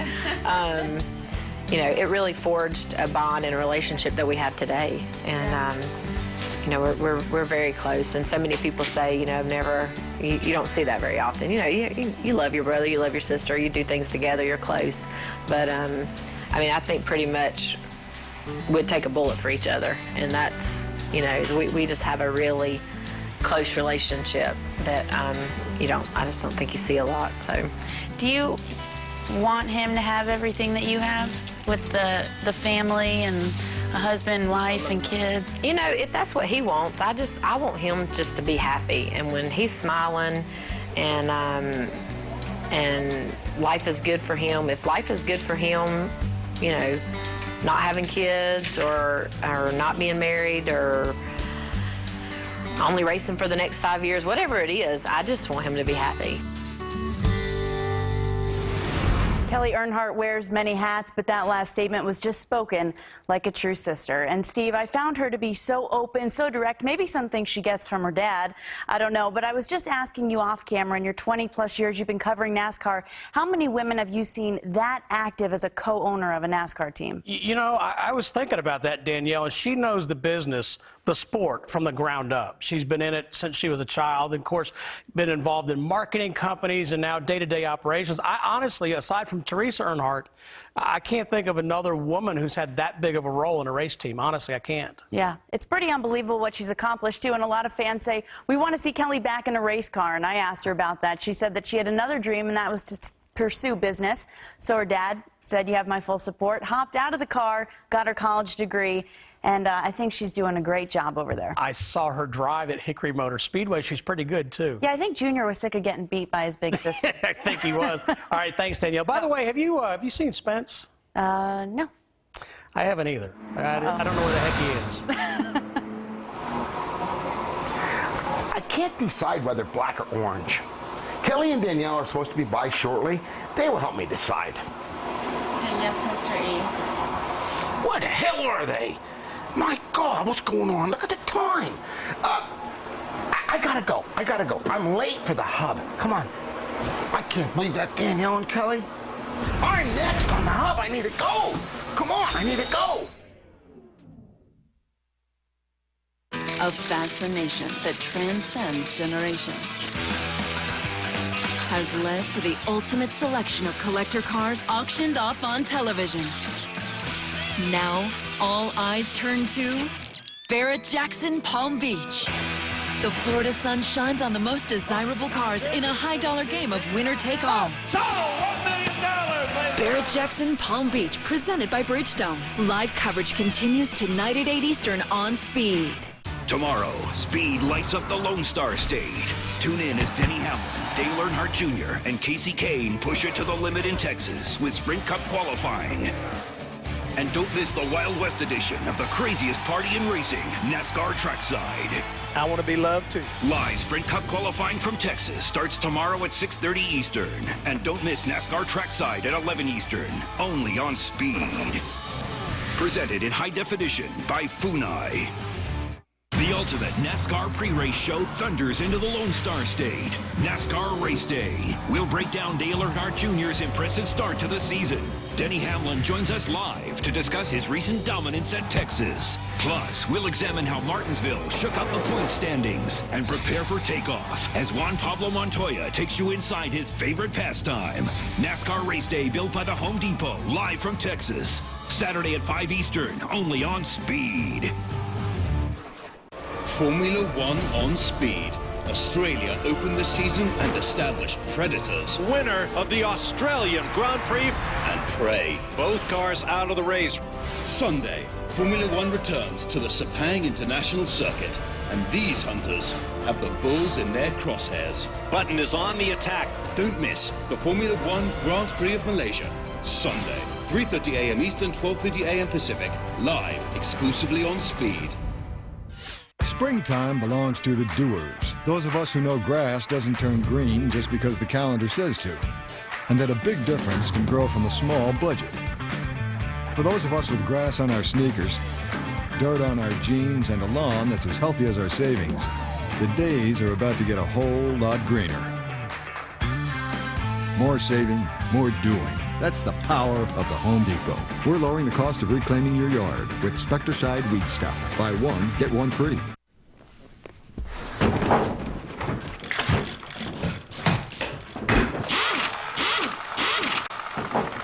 I rely on my pit crew for a lot of things, both on and off the track. But when it comes to my cars, I take care of them myself because I know I'm going to do it right.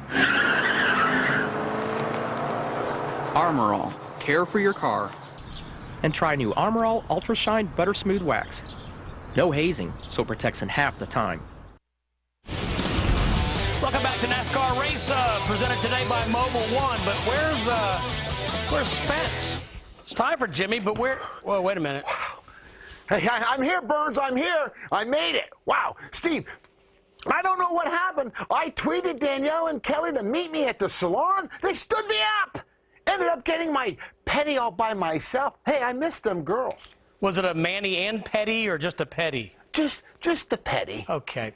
Well, Jimmy, Danielle was just here on the set with me. She must not have gotten your message. Oh, I'd be upset. But my feet feel fantastic. You got to try it, Burns. That's okay. On to the email, Spence. First up, Neil D. in Farmington, Minnesota wants to know, why are there only certain sections along pit road that have sensors to catch drivers speeding? Why don't they monitor them the entire time they're on pit road? Neil, I don't understand why NASCAR doesn't use the transponders they have on the cars already.